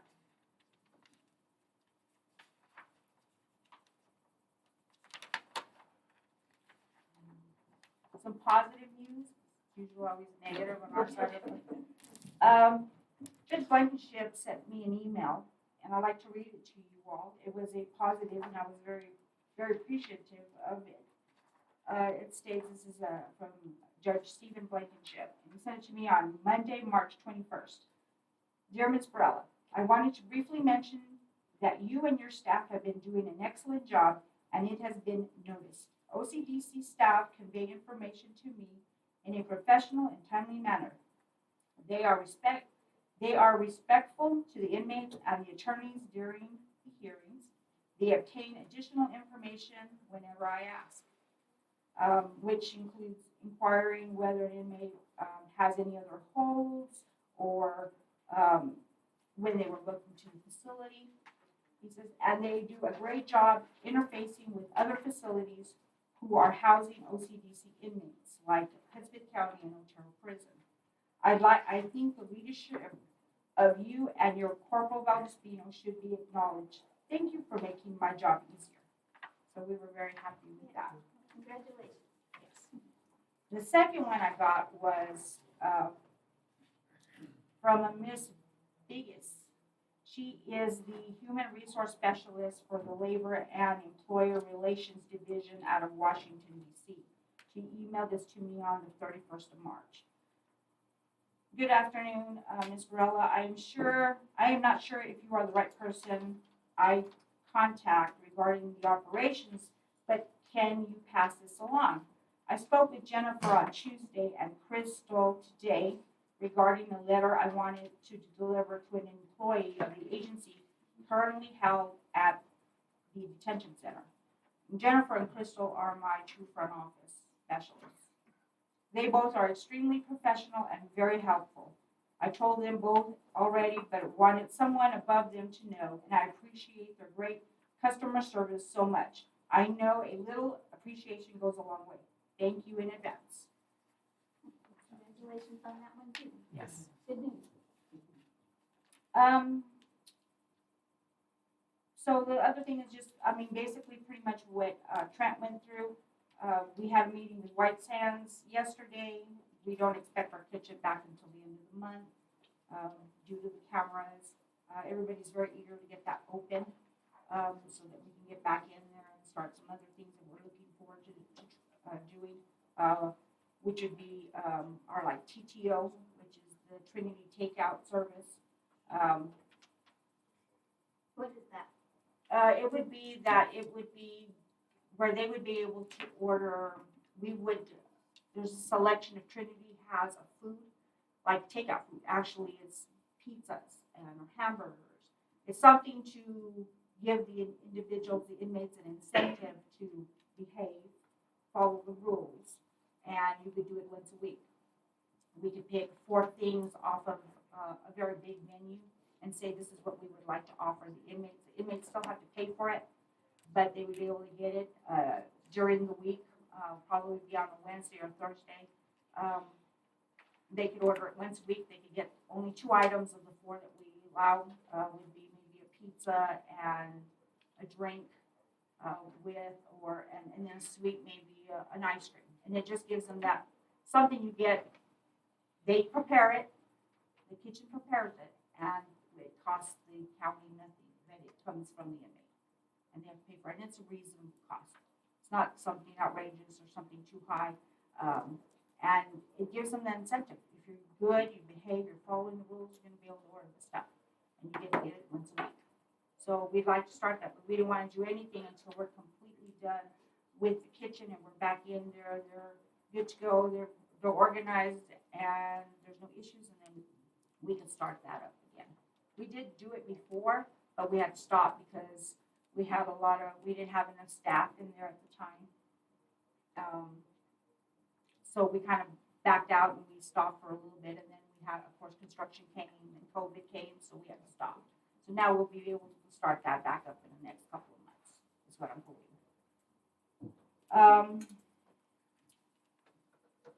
The heating unit that we had a little issue with a couple months ago, they're still,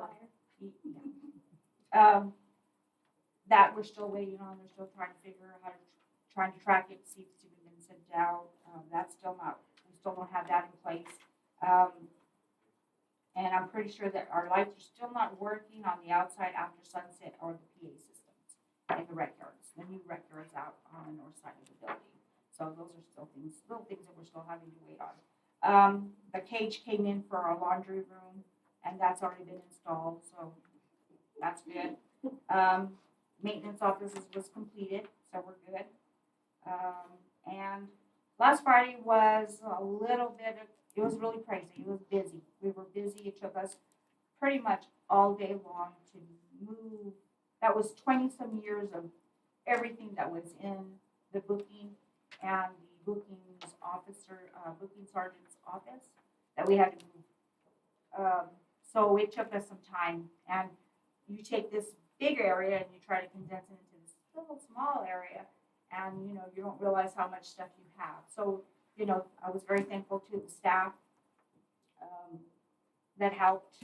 We got everything moved over, and so they're trying to get a little bit organized until their areas are done, and then we can gradually move some of that, all that stuff into where it should be going. So I'm glad it's done. So, you know, we're happy.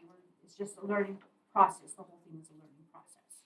We had a little bit of hiccups over the weekend with the sliders in the new booking area.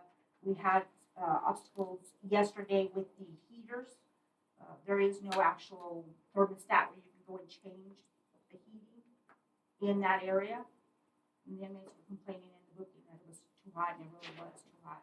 Something with you have to actually go into somewhere on the computer and adjust those, so they just turn them off for now. So, so those are just things that we're having to learn as we go, because there's things you're not going to know until you get there.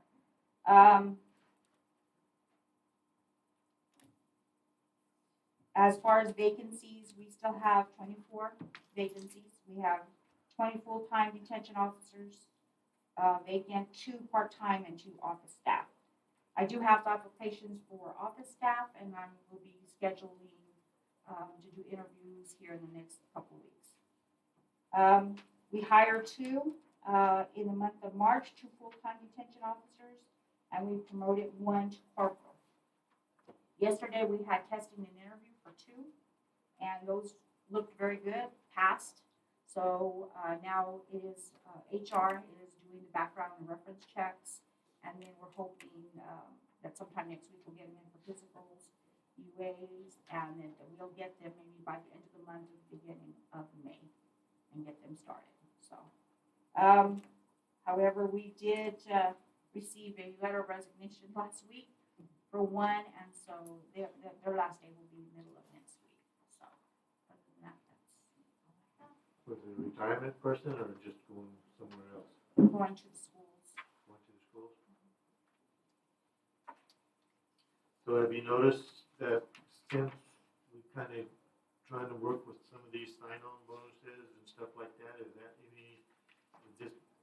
anything that we're trying to do here so far, is it helping you get more applications, more people interested? Well, I think until we actually get that implemented, we won't. I'm not saying anything to staff because I don't want to, just in case something doesn't go through. I want to wait till it actually passes, then I will meet with my supervisors and advise them of what's going to happen, what the commission has approved, and how this process will begin and what will happen. And so then I'm sure after that, then it'll help. Wait till July 1st, huh? Yes. So I have that. Thank you, Carol. Okay, thank you. Okay, we're gonna move on to the consent agenda, but we're gonna pull items 11 and 12 for discussion. I'd like to pull 9 as well. You wanna pull it for discussion? Yep.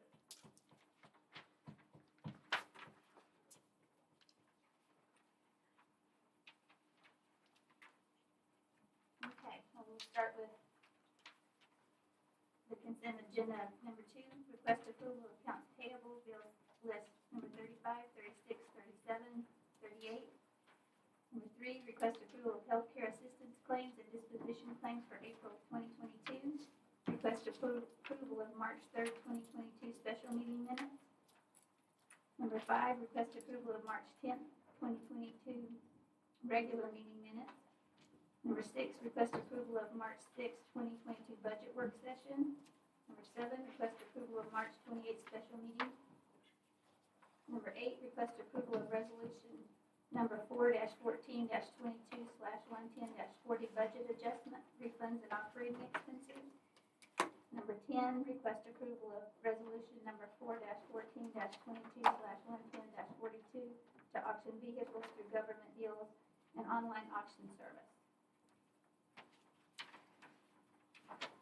Number 13, request approval to award seal bid 22-023 to Lawless Cartaway for the road shop of $77,286.55 plus all applicable taxes. Number 14, request approval of a memorandum of understanding between the City of Alamogordo and the Otero County Board of Commissioners for joint funding to establish the Tularosa Basin Regional Dispatch Authority. Number 15, request approval of amendment number 8 to the Operations Management and Maintenance Agreement between MTC and Otero County. Number 16, request approval of updated American Rescue Act ARPA funding approval. Need a motion to pass these consent agenda items? I'll second. All in favor? Aye. Aye.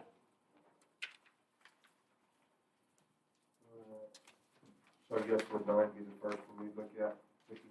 Yeah, we can. We're Okay. gonna wait and talk about number 12 after the executive session for it. Actually, we're gonna have the courts come in to discuss it before you table it till after executive. Okay. Judge Schneider does want to talk to you about that. Okay, so we're just gonna do 9 and 11 right now? Yes. Okay. Okay, well, I had number 9 pulled. This is a resolution, I guess, Julianne, from the American Recovery Act, and it's to just write like a bonus check, I guess, to all county employees through the COVID money, correct? Yes, that's correct. Okay, so, you know, in this resolution, it's talking about a one-time payment of $5,000 for every eligible full-time Otero County employee. A one-time premium payment of $3,500 shall be paid to all eligible part-time county employees. And this money is coming from the federal government, I would suspect, right? Yes, it came directly from the U.S. Treasury. And you know, as I've already spoken to Julianne, and I've shared with my fellow commissioners as well, the money that we're getting from this, what goes behind the name of COVID money, I think is very dangerous. And I say that because now all of a sudden we're beginning to get awarded for implementing all the COVID mandates and going through COVID and COVID restrictions. And you know, if this was a bonus off of a surplus off of our tax base or something, then I'd be all for it. But I think that we need to be extremely careful whenever we start getting money through the avenues of COVID, because I see it almost like as a reward. If the county elected officials, if everybody complies and we all do what the federal government says, and we wear our masks and we get our vaccines and we get control just like the way they want to control us, then all of a sudden they're going to start giving us a little bit of money here and there. And I think that it's extremely dangerous. I think it's almost like we begin to be fed by the very thing that's destroying us, which are these mandates. And you know how much easier it will be the next time the next pandemic comes along to force us all to comply if at the end of it we know we're going to be getting a $5,000 check and a $3,500 check, or be getting $13 million just given to us from COVID. And you know, again, I think it's extremely dangerous, and the very money that's coming to us, I'd like to know the very source. If it's coming just from stuff that they're printing on the federal level through the stimulus, the trillions of dollars that the Biden administration and the Democrats of Washington, D.C. are passing these big stimulus spending deals and just printing all this money, and it's going to completely destroy our dollar. It's going to completely destroy our economy, even worse. Inflation's going to continue to skyrocket because there's more and more money that's being printed, and the dollar loses its buying power. So yeah, gas is going to cost $6 a gallon at the pump if the dollar is being weakened. But again, I think that anything that comes to us in the form of COVID money, I think that we need to have our flags, have our radars up on, because in my opinion, I think that it's beginning to take us down a road that we don't want to go down. We don't want to be funded by COVID money. We want to be funded by logging and ranching and mining and oil and gas and our fossil fuels, and those are all the things that will make Otero County healthy and prosperous. If we demand access to our natural resources, it will self-sustain us. But if we begin to become dependent on all this COVID money, and really honestly, how fair is it that the government only gives government employees $5,000 whenever we have small businesses that are completely being destroyed and they're not getting $5,000? You know, it's just a path of destruction, I think, and my vote would be against this. My position is to be against it, and I could use $3,500. I think that's what I get, but I'd be willing to send my $3,500 back. You don't get it. Elected officials. Part-time. Are we part-time employees? We don't get it. All right. Well, since I don't get any of it, nobody else can. No, but I really do think that, you know, this is kind of these are kind of one of those places where we really have to have a gut check, you know, and we really have to sit back and think, you know, do we want to start accepting this money? Do we want to start getting deeper onto the government, into the government's control? But because that's what the government's doing to us. They put us through this hell that has completely wrecked us in ways that we don't even know yet. We don't even know the type of social scars this is going to leave on our children. We've robbed our children of their school, of their athletics, of their future. We've suffered underneath this. And now the federal government's coming along going, okay, now all the government employees, nobody else, just the government employees, we're all going to give you a check for $5,000 a piece because you were good and you listened to what we said. And if that's the path that we choose to go down, I'm not going to be on it. My vote is against this. My vote is against the COVID money.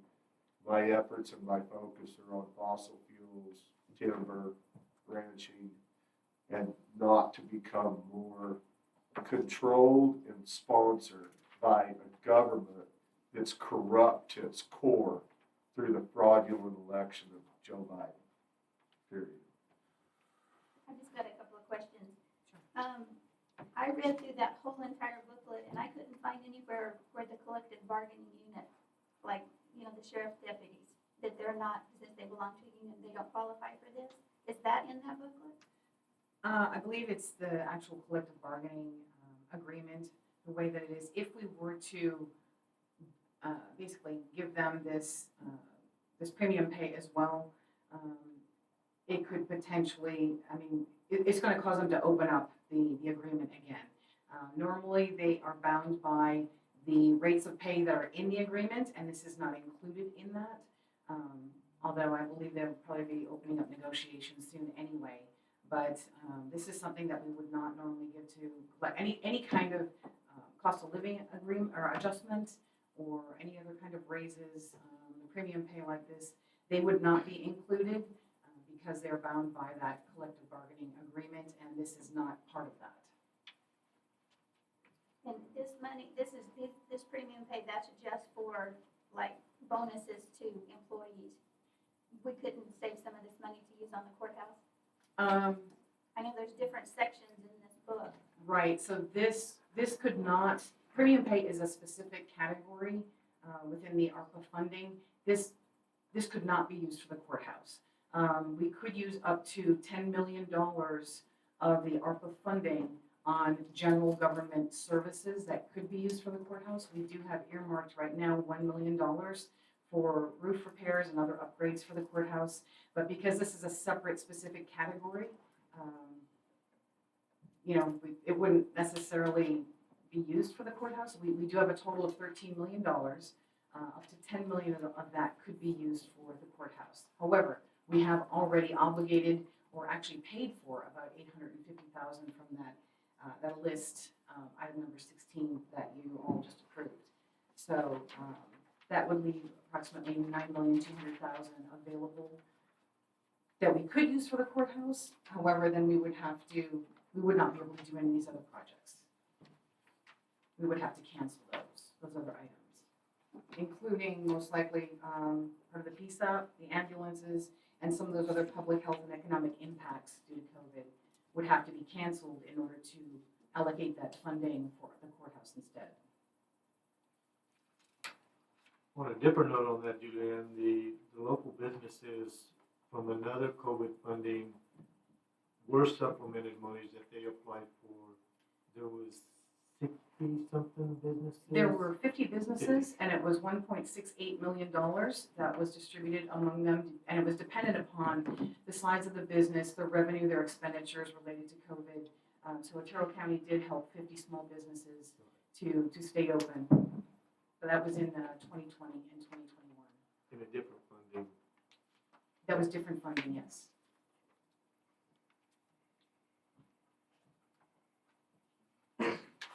Well, although I do agree with a lot of stuff that Commissioner Griffin said about the money and coming from the government, I still support this because I feel like Otero County is going to get a lot of benefit out of this and new equipment and everything else, so I still support this. Any other discussion? Any more discussion? Go ahead. All right. Go back over here. Okay, so we're gonna request approval of resolution number 04-14-22/110-41 American Rescue Plan Act. I get a, I'll second. all in favor? Aye. Aye. All opposed? Nay. All right, so now we're gonna move on, request approval of resolution number 4-14-22/110-43, allocating a 5% match in the amount of the $37,500 for the purpose to plan, design, and construct services for the Timber Guardrail project. You wanted to speak to this, Commissioner Natalie? Yes, I had asked for this to be full. I wanted Tom to explain this so everybody was understanding. And I was informed this morning that the $37,500 number that we were going to have to match has changed. So I'll let Tom explain all of that so everybody will know why. Okay, so the change on this, SERPO, which is part of DOT, will not fund a design build. You have to design it and then apply for another grant to build. So basically, it chopped the price down. We were advised in a couple of meetings on the guardrail project to break it up into smaller projects instead of asking for $2.5 million, ask for a small chunk, and a small chunk. That way it'd be easier to fund. This match, the 5%, is for the design side of it. And SERPO DOT wants to make sure that we have the funds to match what we need to do if we get this grant. So did the amount change to what? It's $12,500. It went down? Yeah. We have somebody complaining about us taking care of their roads and something went down? Man, I'm gonna buy a lottery ticket today.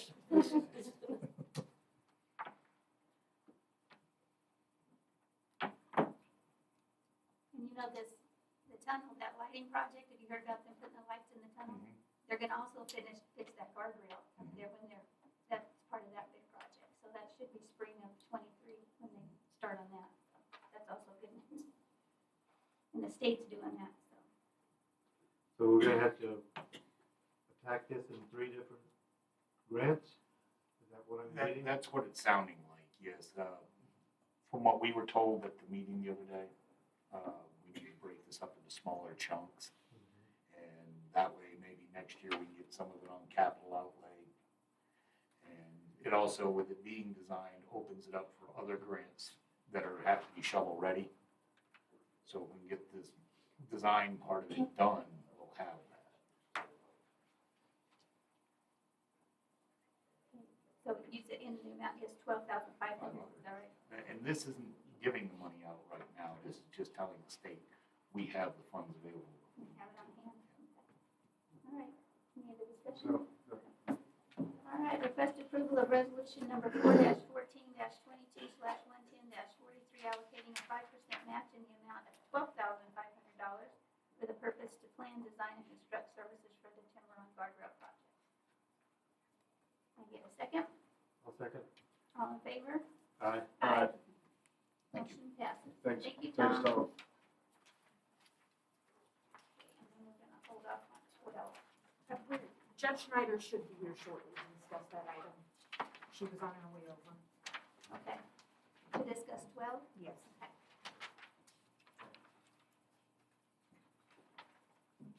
You wanna go ahead and jump to the schedule? Yeah, let's jump to the next one. 17? Are we not doing, are we We've already already done it, approved those? Okay. Scheduled citizen communications, the Alliance for Regional Military Support.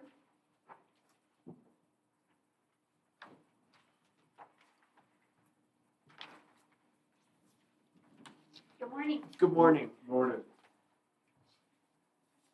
Commissioners. I really appreciate the opportunity to come in and brief you on our quarterly update for the Alliance for Regional Military Support. As you remember, we are a group that supports the triad of Holloman Air Force Base, White Sands Missile Range, and Fort Bliss. And we work very closely with the communities to make sure that we're taking care of it. So today we'll just kind of go through some things that we've done over the last couple months. The one thing I want to start with is saying that I'm really glad we're here to understand some of the issues that your road folks are having with our folks down at Fort Bliss. We have already met with them. We will get a meeting set up with Garrison Commander and their Sergeant Major. We'll have them come up here and we'll put together a process as how we address those with it. So we've already, based on the information we received today, we've already addressed it. We're going to get with Garrison Commander on Monday morning Thank you. So start they won't be addressing it. tearing up 506? They will not be Thanks. tearing up 506 anymore. We will make sure that that's a happening. very good thing we've already said. So it was really a good thing we were here because and we passed our information to both your emergency management folks and your road folks and said if you're running into issues, please call us immediately and we will get the right people. We don't have any problem stirring up a hornet's nest over there and get the right people to meet with you. We'd like to get something scheduled where we have Fort Bliss, the Garrison Commander, meeting with your folks on a regular basis, or at least a representative from them, so that they know who to talk to and make sure that we're addressing those issues. So we're in the process of handling that. Thank you very much for bringing that up this morning. It really gave us an opportunity to meet with your folks and get something done with it. So it'll be handled as of next week. We'll get something going on that right away. So do you have the presentation?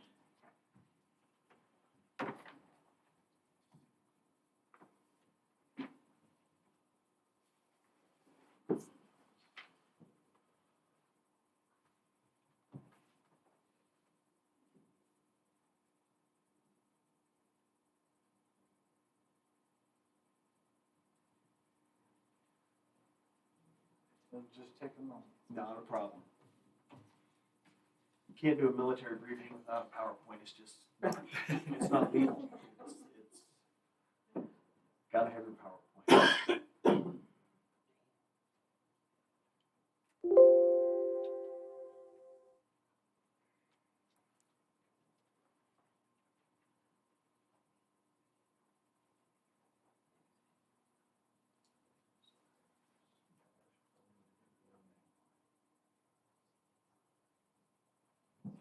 There we go. You go past this slide, please. And by the way, my name is John Bailey. I'm the vice chair for the Alliance for Regional Military Support, and our chairman, unfortunately, was not able to make it. He had additional meetings that he was in. So as you remember, our vision, our mission, and our strategy is really to ensure that the triad is taken care of in everything that we do. I'm not going to go through each one of these. We've had them up there for a while, so I'm going to ask you to go to the next slide. These are our focuses. They haven't changed. We're still continuing to focus on the same type of issues that and address the things that need to be addressed here. Next slide, please. Some of the things that have happened in the last quarter that we've been out here. We've conducted formal meetings with Congresswoman Harrell and Senator Ben Ray Lujan to make sure that we're advocating and understanding that they're understanding the issues that are happening at Holloman, what we need to make sure is happening, as well as White Sands Missile Range, and making sure that we keep them engaged. With that, we're also meeting with Congresswoman Escobar and our senators down in Texas to make sure they understand what needs to happen with White Sands and Holloman also, so that it's a group effort on that. The Alamogordo community leaders are continuing to meet with Cypress on a regular basis. Cypress has been providing information back and forth on up-and-coming things happening in Holloman that we want to be aware of. So What is Cypress? Cypress is the consulting group we use out of DC, and they're consisted of 3- and 4-star flag officers, Air Force, Army, Navy, Marines. They pretty much have it all.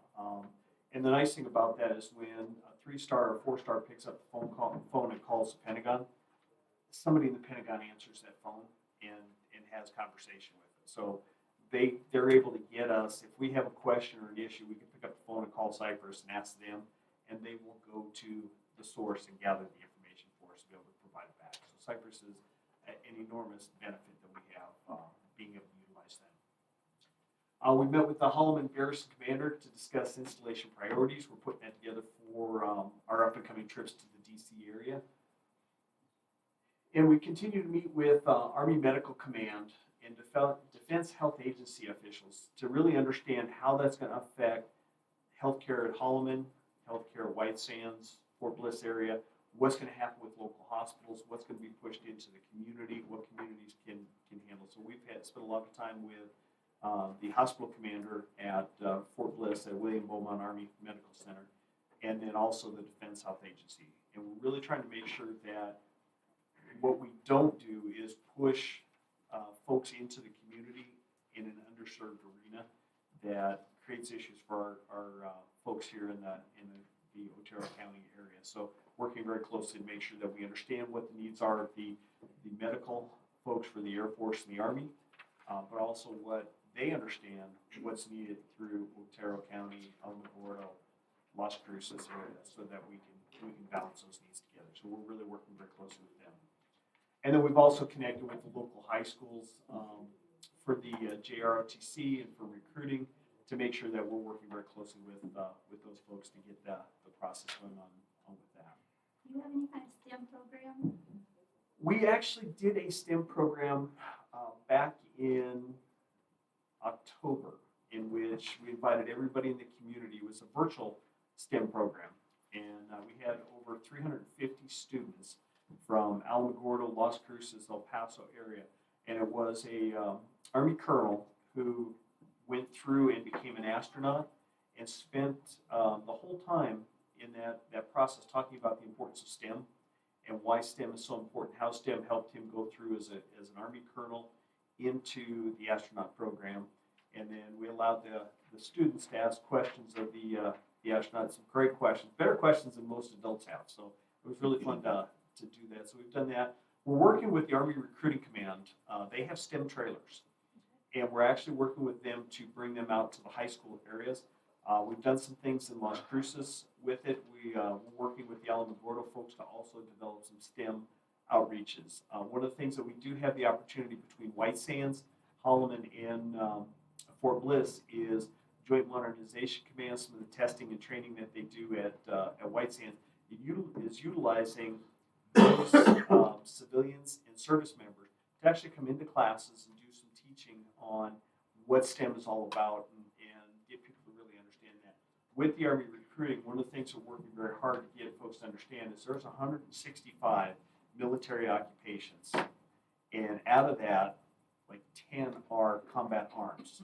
The rest of them are medical professionals, doctors, lawyers, you name it, outside of that. So it's not just if I go into the Army or I go into the Air Force, I'm going to be at the front lines. And really working that whole STEM program to understand how many other things are out there. So we're working with Army recruiting to bring the STEM trailers to the Alamogordo High School so that they can get an understanding of some of the things that we do with that. Good, thank you. You're very welcome. Next slide, please. We participated in the New Mexico Land Commission meeting, and the reason we did that is we continue to work to prevent any encroachment issues on Holloman that would negatively impact some of the training. We just really want to make sure that everybody understands that if you start encroaching on the training lands, that the value of Holloman, White Sands, and Fort Bliss becomes less and less, and you start to cause issues. So we really try to make sure that we're understanding the needs of the local community with compared to that of the military for the training. So we do meet with the Land Commission here in New Mexico and also Land Commission in Texas to make sure that we're keeping the information. That's one of the big selling points for the Holloman White Sands area is that we don't have encroachment issues here. We've been able to manage that so we don't get a lot of complaints, noise complaints, and various things that go on with that, other than 506, which we'll deal with later. But yes, sir. Do you ever address with Holloman the fact that they don't take care of their African root problem and the noxious weeds problem like they should be doing out there on the base? Because everybody else around Holloman is trying our best to control the problem that we have with African root, and it's growing. It's most of it's coming off of the base because the base does next to nothing to do their part on their end.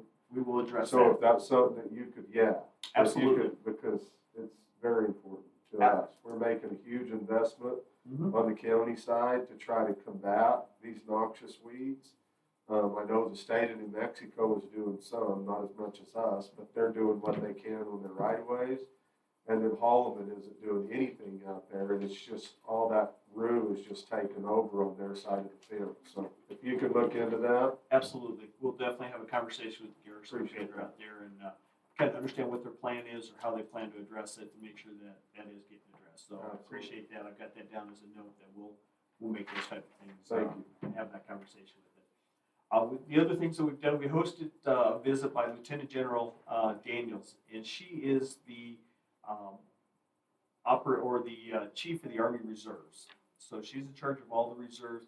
We brought her out to the installation out into the Donna Ana County and some of the other barracks that are through here so that they get an understanding of some of the issues that we have with the barracks that are out there and see if we can get some money to rebuild those barracks and start building that, which will be nice to open up those type of opportunities for our local builders here. So we spent some time with Lieutenant General Daniels out at the ranges and making sure that they understand what the issues are. And the reason we did that with the reserve is that majority of the people that are coming through our barracks right now, our transient barracks, are Guard and Reserve members. So they're under her control. And what we did is we sat there with her and showed her this is what we're putting your service members through, and we've got some really good traction on that. So we'll keep moving with that. We participated in Project Convergence 2021, and that was an important project. That is the beginning of the multi-operational domain, which is Army, Air Force, Navy working together to communicate. And Holloman Air Force Base provided all the air support and all the information from the Air Force side of it. Project Convergence 2022 is going to be in October. There will be a VIP day. We'll make sure that the commissioners are invited to that. You can come out and see what it is. That is really going to be integrating the Air Force, the Army, the Navy, and our allied partners into being able to fight together, if you will, on that process. So, and it's really testing a lot of the new programs that are out there and a lot of new opportunities with it. So it's a great thing. it brings a ton of folks into our communities. They had, it brings about 4,000 soldiers in, but it brings in all the large businesses that are supporting various weapon systems and various things like that. So between Alamogordo, Las Cruces, and El Paso, they're staying in our hotels and renting our cars and eating in our restaurants. So we want to make sure that those type of things are known out there. And we've asked Joint Modernization Command out of Fort Bliss, which is the head of this, which is part of Army Futures Command, to put together a briefing for our communities so that our communities understand how to interact with these folks. So that's part of what we're working for Project Convergence 2022. We participated in the Air Force Association annual convention with our teammates here in Alamogordo.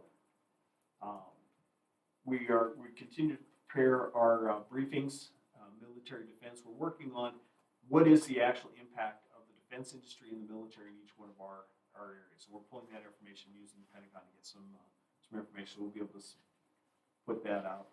And we're also supporting the Alamogordo Air Show, which we're all really excited to have that. So that's communication is going out to both Las Cruces and Fort Bliss, El Paso area, and we're really pushing people to come up and spend some time and see that's going on. That's going to be exciting.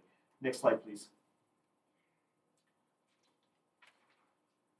So we are working closely with the Army Futures Command in Austin to re-engage experts to bring them out here. What we really want to do is get them to understand what our region can provide in terms of some of the small businesses. One of the big things the Futures Command is looking at is how to engage small business and solving some of the problems that the military don't even know they have yet, and really getting that out of the box thinking. So we're working with Lieutenant General McKean to get him to come out and talk to our small businesses in our locations about what the Army's really looking. That it's not this big scary thing that a lot of people think it is, and we've really streamlined the process and being able to work that. So we're hoping to have that in June, July timeframe is when they're coming out. But we're in that conversation with them. We've coordinated regional briefings for our triad partners with the White Sands Missile Range Commander, Eric Little, and discuss again, man, back to your question about STEM. We really are pushing in Brigadier General Little is an incredible supporter of the STEM. He's already said anything we need to do from White Sands, we will make happen. So we're excited with the opportunities, but we're starting those type of processes to get them engaged with our local communities, bringing our soldiers out into the community.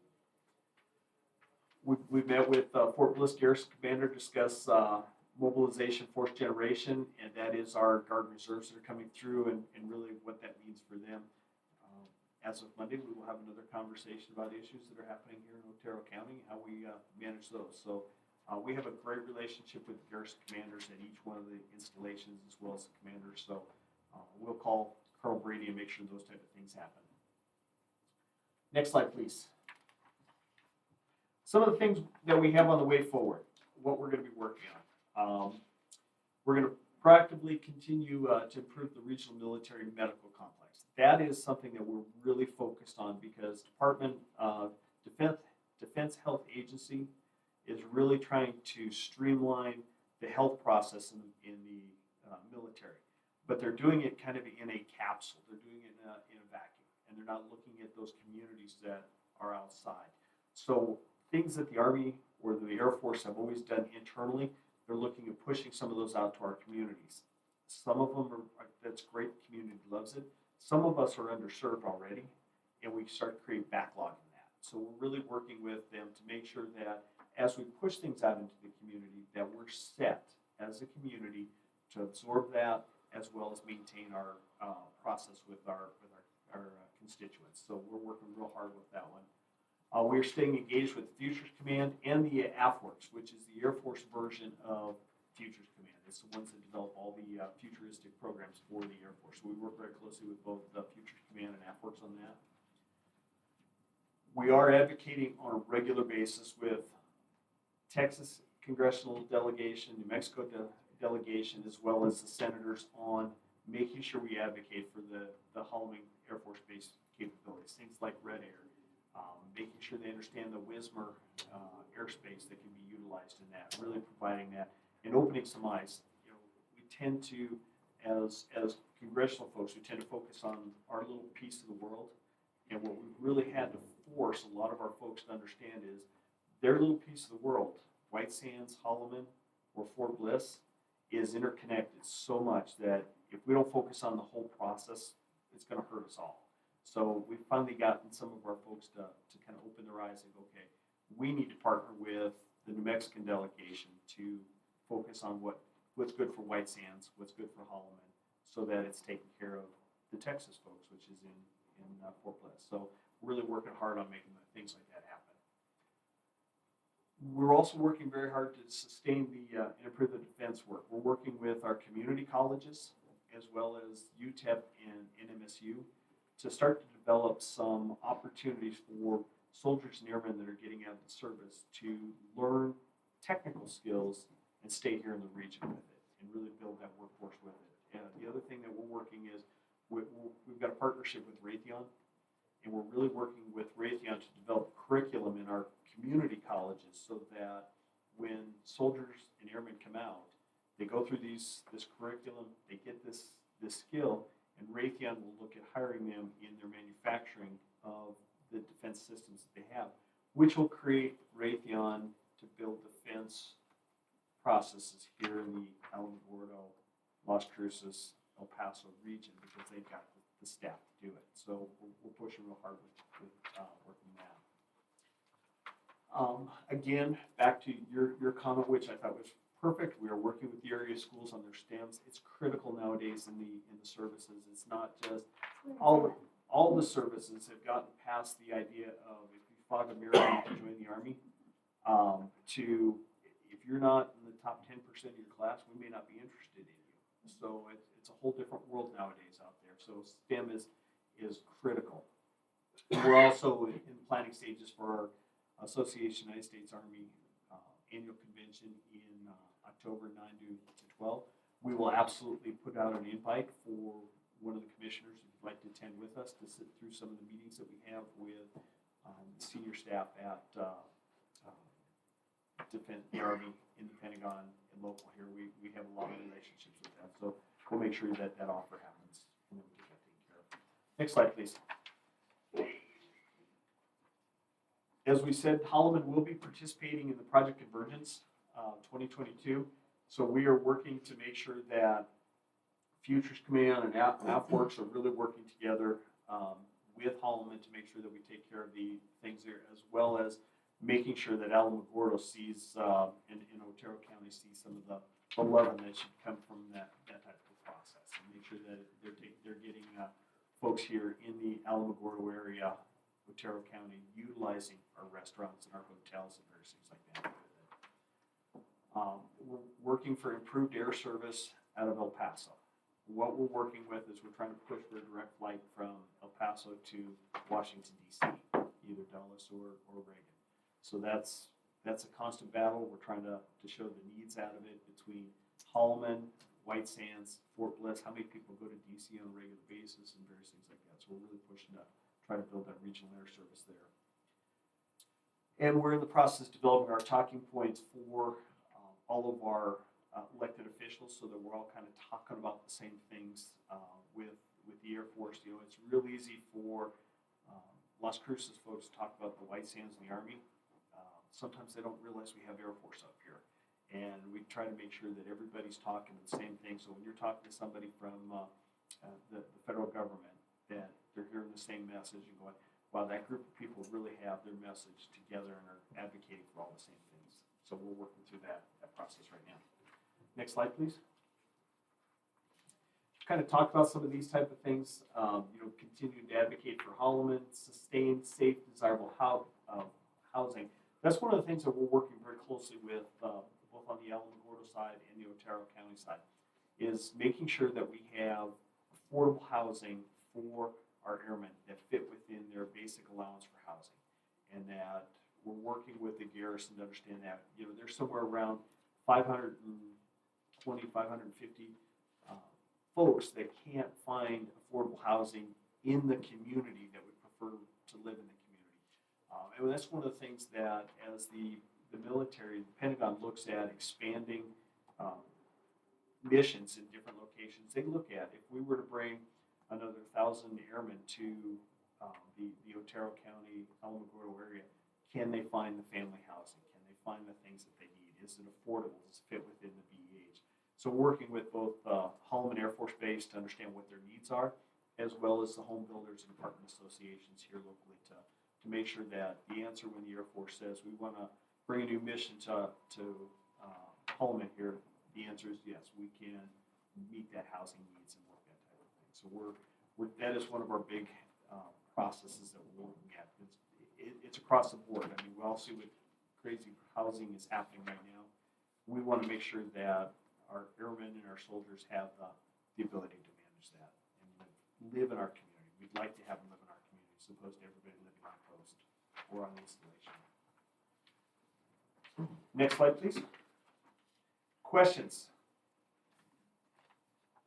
I think I already know the answer to this, but you don't include the Marines in any of this because we don't have, because they're Marines at Fort Bliss, aren't there? In the training? There's a reserve unit of Marines at Fort Bliss. So yes, we do advocate or talk to and make sure we understand what the Marines need.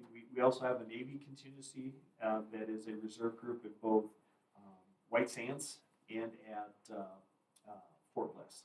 So we do, and you know, we really make sure, we really focus on you know, right, wrong, or otherwise, green suit, blue suit. We have both of those. We know what they are. We want to make sure we take care of our installations. But White Sands Missile Range, which most people don't understand, is a joint, multi-joint installation. So we've got Air Force, Army, Navy, Marines. You've got some of the civilian agencies that do testing there. So we focus on the triad, talk Army, talk Air Force, but we can do the Marines at the same time. Over the course of the last year, have y'all been involved any as far as advocating for people's rights who are threatened by the mandates as far as the vaccine and stuff? Or have y'all got into that at all as far as the threat that people could face as far as losing their job, especially with this last appeal from this last week with federal contractors? You know, we've had conversations with our congressional folks on those type of issues. We really haven't gotten engaged in that. We're really focused more on missions that are happening here. We've had some contractors that you know we do support through our alliance. Some of our soldiers and airmen have reached out with concerns. We voice those concerns.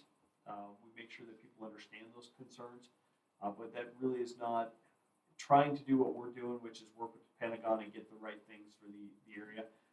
That is one of those political hot buttons that we're better off staying out of. Yeah. Okay. Right.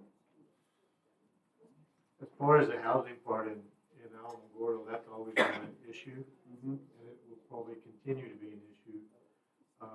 My understanding, there is a group that's trying to bring in to start construction of one of 4 apartment complexes, which will help the level of housing that you're talking about on the airmen coming in.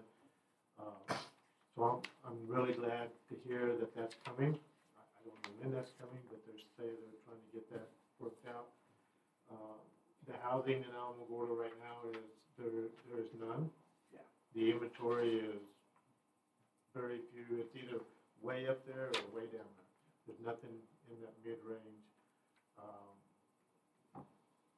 A lot of the old contractors that are here are retiring and done, and there's not very many new ones coming back up. So in 4 or 5 years, it's going to be a real big problem. Yes, and we agree with you, and that's one of the reasons that we're kind of raising the issue is we're having a conversation with the installation on kind of, you know, what is the future looking like. You know, unfortunately, the Pentagon tends to do we're thinking of something, but we can't tell you what it is yet, and then here it is. You got, you know, a year to figure it out. So our group is kind of getting into the backwoods of that, being able to say, okay, you know, we understand that at Fort Bliss they're looking at changing 1st Armored Division from an armored division to a penetration division. What does that mean in terms of support?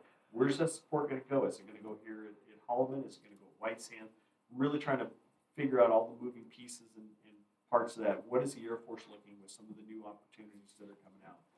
And your point is absolutely right. We really see the deficit, and it's in all three communities. The real deficit is between that $800 to $12,000 or $1,200 a month is really where that deficit seems to be. As you said, I can find really high end, or I can find really low end, but I can't find that kind of middle of the ground, and that's across the board. So we're working quite hard with apartment associations and home builders and getting them to really kind of understand and think about what does that mean. I mean, we definitely don't need multi-million-dollar houses being built. What we really need are $150,000 to $200,000 houses being built. I know the Center of Commerce has been working on this too. Yes, we work very closely with the chamber. GB is a big advocate for us and kind of keeps us updated on what's going on there. So we work very closely with him. All right, that's all I've got. Yeah, I'm good. Okay, Thank you. so much. Appreciate it. Oh, sorry. If I could get, I'd like to get, I don't know if Tom's still here or not, but if we could get your card.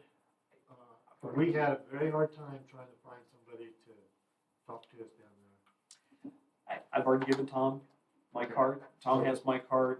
He has the gentleman that was with me unfortunately had another meeting, so he had to sneak out. He is actually the retired Division Command Sergeant Major for Fort Bliss, who is part of our group. So we have direct access. As a matter of fact, my money is on the fact that Sergeant Major Lara's already made a phone call on his way back down to El Paso, and that we'll start hearing some stuff over the next couple of days. But one of the things that we are going to push very hard to do is have the garrison commander or his sergeant major meet here on a monthly basis with your department, your emergency department, your roads department, so that there's a direct communication as to issues. And if we've got tanks that are taking out 506, that isn't going to happen. We want to make sure, and the garrison can make those type of things happen. It's the fact that somebody along the way is not getting that information up to them. We're also going to talk with the 5th Armored Brigade, who does all the Guard Reserve training. We have a feeling some of the issues that we're seeing are Guard Reserve that are coming in to do their training. They're only here for a short period of time. They don't know the rules, the regulations, so they kind of do what they want. So we're going to work with 5th Brigade leadership also to make sure that they understand the do's and don'ts, and that we need to make sure that the partnership with Otero County and Fort Bliss is rock solid. So we'll have the garrison commander and his sergeant major. Okay. Good, thank you. Thank you very much. Thank you. Appreciate it. Thank you very much. See you at the air show. Absolutely. Looking forward to it. Thank you. Commissioners, Judge Schneider is here now. Okay. If you go back to item number 12. Come up again.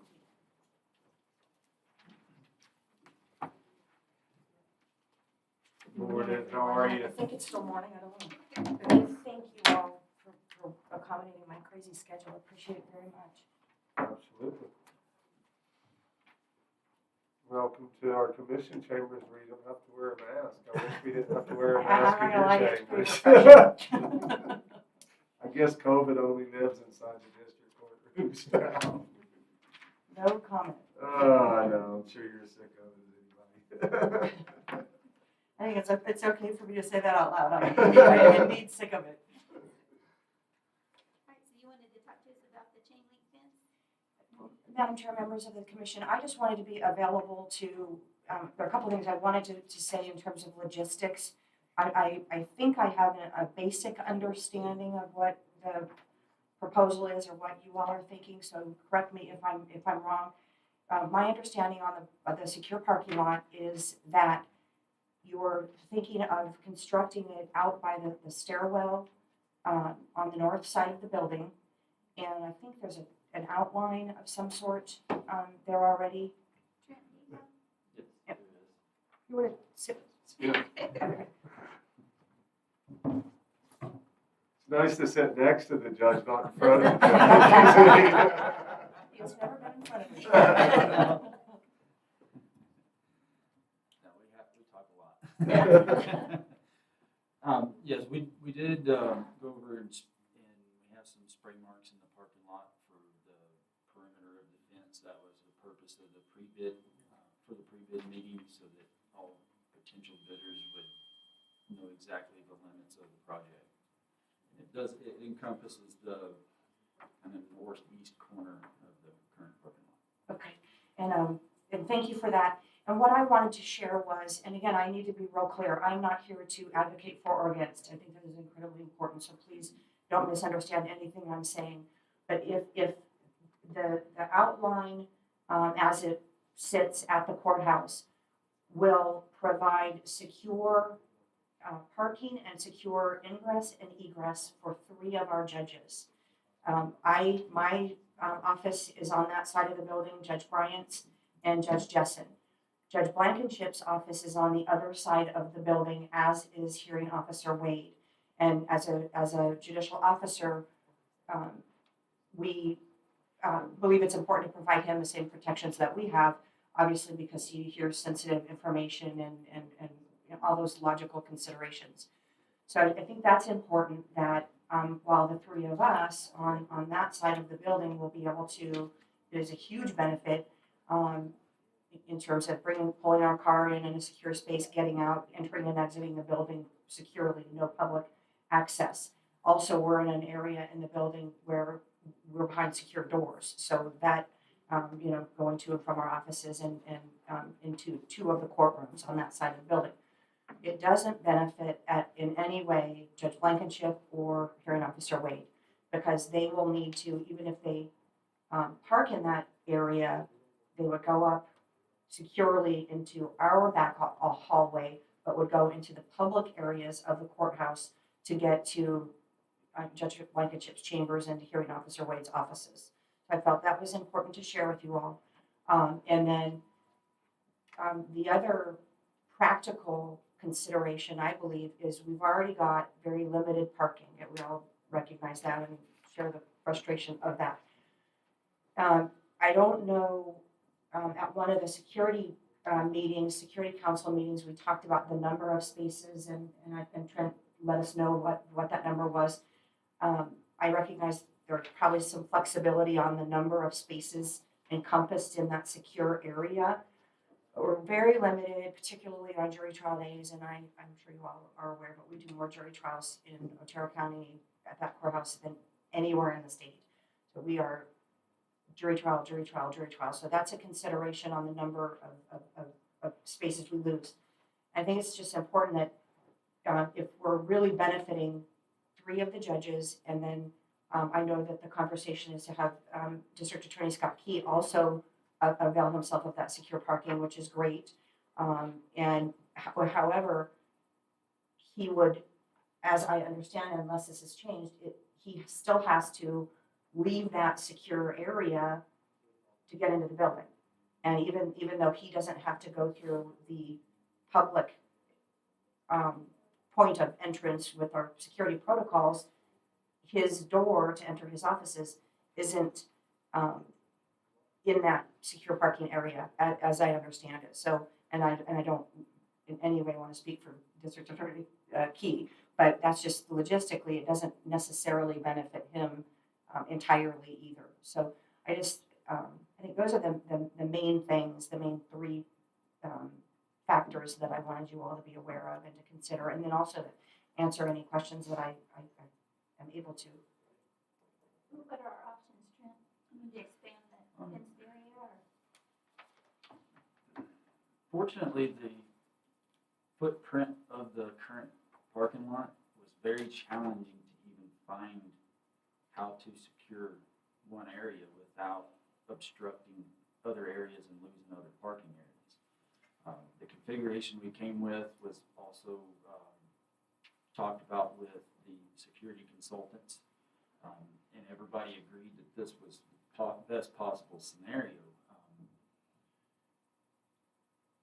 There's no way to encompass a larger area without completely blocking off more parking spaces. The current parking spaces, there would be 17 available spaces within inside the fence. The thought process behind it was there's multiple state vehicles and district attorney office vehicles that could be placed in there that are currently parked various places around the building. So they could all be consolidated, which would open the rest of that that parking to the public. And there wouldn't be any other vehicles in those areas. It's a very challenging parking lot. And there's different directions of traffic flow. In fact, with this project, we're changing the direction of the parking within the fence just for traffic flow, so that we're not obstructing the street trying to pull in through a gate. The gates themselves, so that the ones parking inside don't have to roll down their window and type in a code. They'll have a remote in their vehicle where they can open it on their way in, you know. We try to think of every scenario, and this was all brought about with the consultants to try to find the best scenario. With the other judge on the other side, would be more secure, being able to be secure in the parking lot to get into the building and then pass? Or, because if you fenced off the whole parking lot to accommodate the one judge on the south side, just think of all the parking spaces we would lose then. So that's my question on, because we talked about that when we walked over there, the one judge on the other side with the security people. Is there any way to come in through your hallway for him to get to his side without going out to the front entry? He could certainly use that stairwell that would be secured by the parking structure, or parking gate. Right. But he would need to get to his chambers, would be in a secure area when he first enters the courthouse, and then he leaves that secure area to walk across the courthouse. There's no other way to get there. There's not a secure area for judges and staff for him to get over there. And I wanted to reference, I guess I'll just repeat myself in terms of hearing Officer Wade. And the reason it's really important from my perspective to include him in this security conversation is because he's also had threats. We've all been threatened repeatedly. I mean, it happens pretty routinely where people threaten to take our lives. I mean, it's a part of it. And so, unfortunately, we want to make sure that he's secure as well. But I don't know that there's any other way to do it. And I'm not at all suggesting that we secure another portion of the parking lot on the other side of the building and take up more space. I don't think we could afford to do that. It just wouldn't be possible to accommodate our jurors on jury trial days. What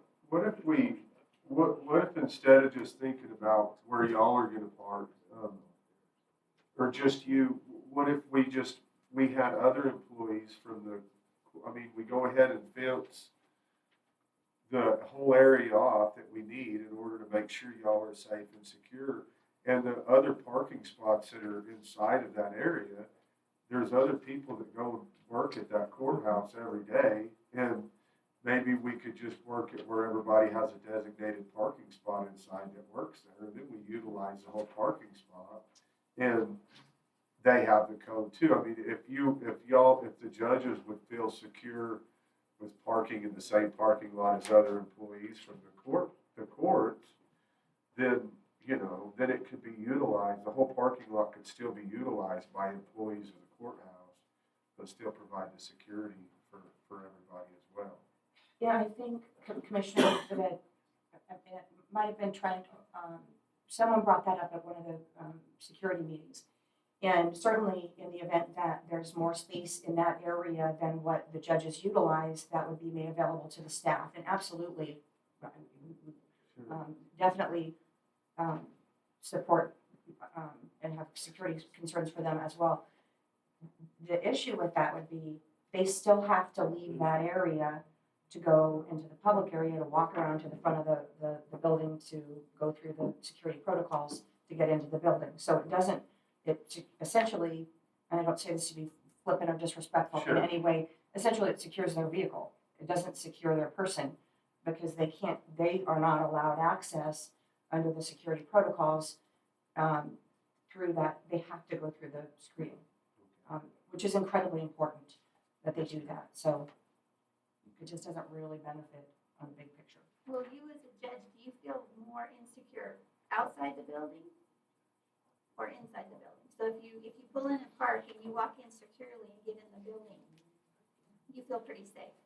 If you were the judge that had to enter securely and then go through kind of the public area, do you feel threatened inside the building? Or, I mean, which is more important to you, to be secure outside or inside? I know both is important, but if you had to pick one. I don't think I could. I think that, but how would this benefit Judge Schneider? Huge. It's huge for me because I get to pull in, park my car securely, and I get to go up to my chambers in a secure area. So personally, it's huge for me, as it is for Judge Bryant and for Judge Jessen, because we're in that secure area. Do I feel not safe leaving that building? Absolutely, I feel unsafe. I'm hyper vigilant about my surroundings. I get death threats. You know, I'm hyper vigilant. I don't feel safe, and so, and again, I mean it's a part of it, and I'm sure I'm saying things that you're all relating to, you know. So, but it definitely benefits me. But then when I leave my secure area, which I leave to go conduct my jury trials, because with our protocols, I've got to go do preliminary hearings in Judge Blankenship's courtroom.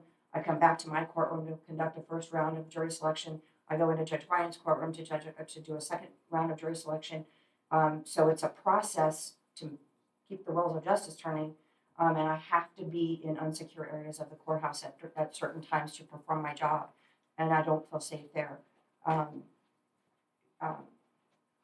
And that's not a commentary on our court security, because they do a great job, but that's just the way of it. But if I had to pick one over the other, I feel less safe going out to my car and walking into the courthouse. Question, just a question as far as Judge Blankenship and Hearing Officer Layton, if they were to go in the stairwell, the same entrance you guys use, and go through the public, is this before the courthouse is open to the public, or do they kind of come and go frequently? Would they be entering in the morning before the public's allowed in the building and leaving after the public's, it's closed to the public, or is that just kind of very? Judge Blankenship, of course, is an elected official, so his hours are his own hours. So he has a very full docket every day, so I'm not suggesting that he rolls in at noon. But so I don't know exactly when he gets there, and if it varies from day to day. Same probably for all of us. Hearing Officer Wade is an employee of the court, so he has to be there, ready for duty, at his post of duty at 8 a.m. And then his post of duty, his work ends at the regular work day at 5 p.m. And he's not required to be there before 8 Judge Blankenship would have that flexibility if he wished to be there at 7:45 or whatever, but yeah. I don't know if that answers the question. Yes, no, I did. I was just curious, how much, public, how much Middle of the day. encounter they would have with the public coming to and from using the same entrance that you and the other judges use. Because I'm sorry. the staff parks, most of them will park on that south side, and they come in the door right there by where that storage unit is, right? Isn't that where they're coming in, most of From them? what I understand, and the sheriff can correct me if I'm wrong, all the employees have to come in through the front. They have to come through the front? Okay. They all have to have everything, I don't want to speak for Sheriff Black, but everything needs to be screened. They go through, with our new protocols, which I completely support for all of the obvious reasons, they have to go through that one entrance point and go through court security to get in. And if they leave for lunch, they've got to come back through that process. Well, then how are they accessing, how are people going in and out of that door that we went in and out of so much? Good question. That's a good question. Well, the protocols went in place. I don't know what door you're referring to, and it might make me angry if I know what you're talking about. But the protocols, the new protocols went into effect when? They'll go into effect on the 18th. Okay. I mean, I And knew that. the codes on that door will be in effective during certain hours starting the 18th. The door I'm talking about? Yes. The one on the south side next to the Yeah. courtyard thingy? Right. And Commissioner, I can tell you that they shouldn't have been coming in out of that door, so, for our own internal protocols, and so. You have to pardon me for my ignorance, but whenever you park there and the fence is around the parking and y'all go through the back doors, correct, to make sure you're secure, to go right to your office, you would go through the back doors of it. The three of us, Just Judge like- Bryant, Judge Justin, and me. But if other people were to park inside of the secured area, we could just have a security gate where they could just walk back around and then walk through the front of the building, right? They could still, I got There is one disconnected that's somewhere. going- Huh? There is one there that would go access, not where they go up the stairs where she goes. But back around to the front.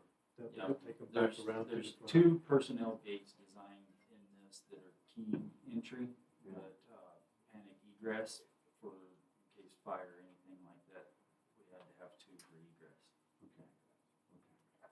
And I guess, Madam Chair, Commissioner Griffin, are you asking theoretically if it was added to this design that there was a secure walkway? Well, I was just thinking, I mean, if we had the parking lot fenced off, secure fencing around it, where you pull your cars in and park, I mean, you could have designated parking spots for other people that work inside the courthouse. But when y'all need to make sure you're safe and secure, you go through the doors out of the parking that lead you straight to your secure office, and then everybody else would just have to walk around and go through the front of the courthouse. And, I mean, I don't see why that wouldn't work. I mean, as long as the gate, whenever somebody parks their vehicle and then walks back down, as long as there's a secure gate that they go back through, that, you know, I mean, it'd take one more secure gate leaving and exiting the secure fencing area. But then we could put a fence up around the whole parking lot if we wanted to, fence the whole parking lot off, and there's probably enough employees that work in the courthouse where we could justify doing that every day, right? I mean, would that work, or am I? At some point, they'd still have to leave the secured area to go in the front doors of the building. Yeah. But if it was just through a secured gate, then it still remains, it's not like you have an open gate where somebody could just drift back there and catch you whenever you park your car, you know? I mean, you'd still have a secure gate that people would have to have an access code to, leaving and coming. I don't know. In terms of providing security for the court employees, I guess it doesn't benefit them in that way because they leave that secure area and walk around the building. Yeah. And I guess, and then it wouldn't be, we can't, gate off the whole parking area, or we wouldn't have enough room for, our public to get into the courthouse for their own business Yeah. and our jurors to park. It would just be a total nightmare. And I guess if the main purpose of it is to ensure that the elected officials are safe, and I'm not trying to presuppose what the purpose of it is, but if it's for the judges and internally we want hearing officer Wade to be part of that, and for the elected official, Mr. Scott Key, to be safe, having our staff park in there and then come and go on a different entrance might compromise the security of the whole thing. If you've got other points of ingress and egress into that secure parking, it creates an opportunity for more people to get in. And so that's another potential consideration. Well, and that was our thought process behind the state vehicles and the district attorney office vehicles parking in the additional spots, because we were figuring on 5 spaces for the judges, the hearing officer, and the district attorney, and then we were figuring the other 11 spots for the fleet vehicles, because they won't be coming and going as much as if an employee was parking in there. That was our thought process. Free up more spots for the employees, get them off 10th Street. There is several that park on 10th Street. Yeah. And getting your vehicles into your area, now you just have to Consolidation. figure out the one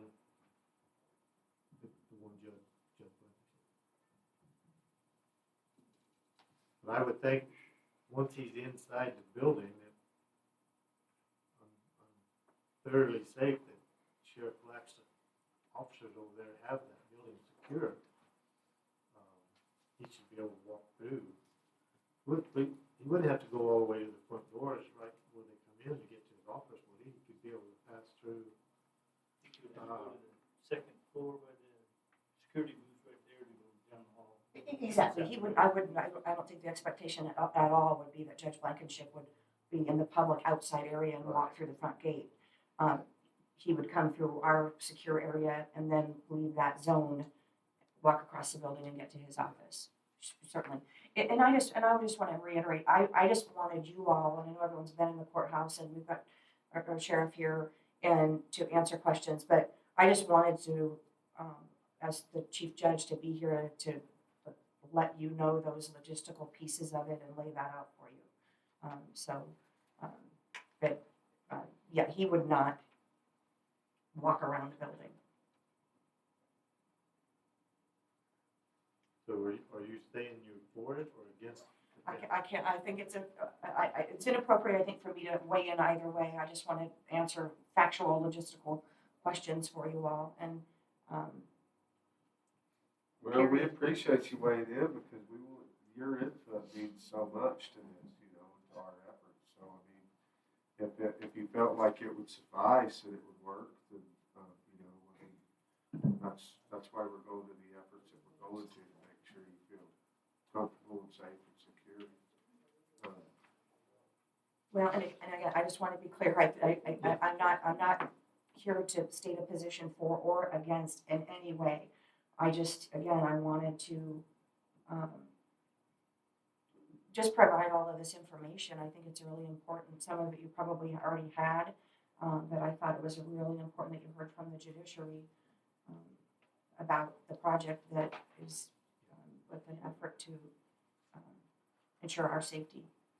Well, and I'm sure you're aware, we've tried to make every effort we can with the security study, all the walkthroughs we've had, trying to figure out to make it the most safest environment for you all.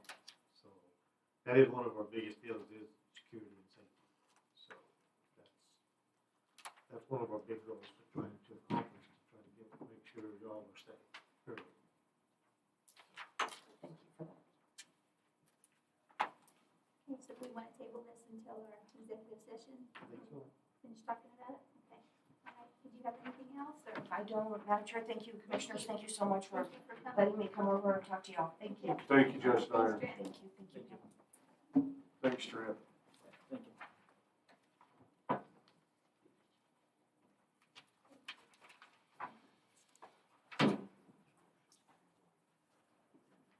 Before you get started, give me just a second.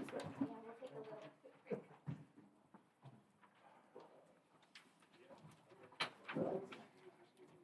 Stand up for a minute. Stretch those legs.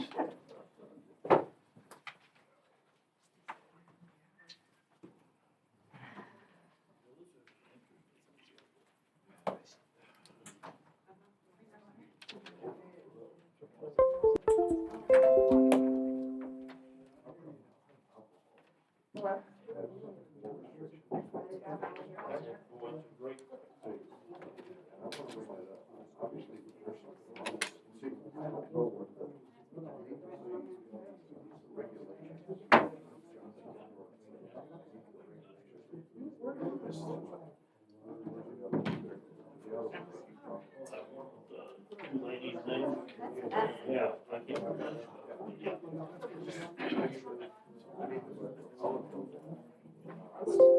Well, I'll tell you what you do. Why don't you take this and read it, all right? And then, if you don't mind, I'll get it back from you. And then, because I wanna go through it myself. Take it out.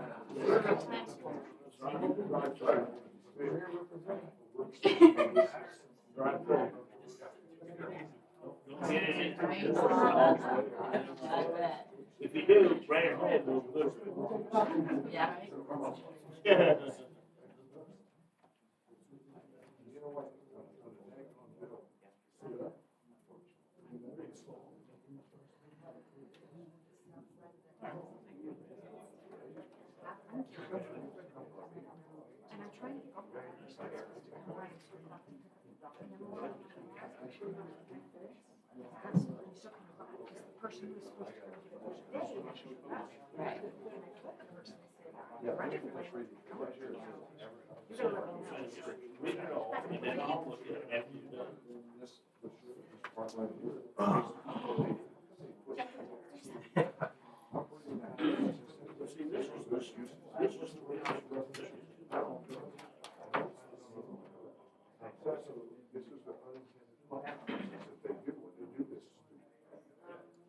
They don't think they're coming and going, so let's just put it back into the house. 15 feet. All right. And then, the only place they can restrict it according to this. How many did you bring with you? I can't tell you that. It's a surprise.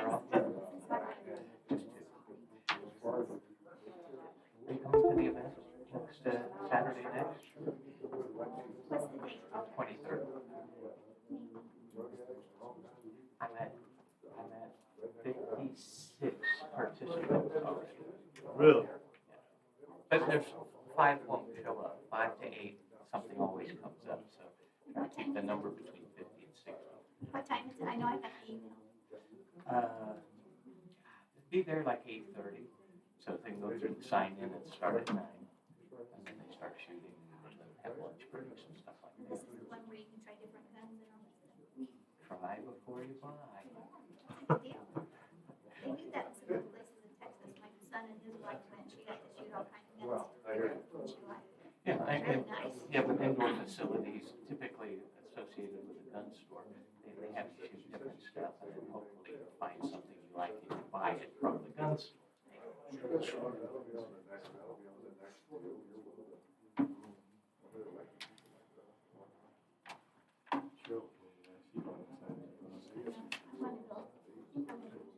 Should have cost me a gun, I can tell.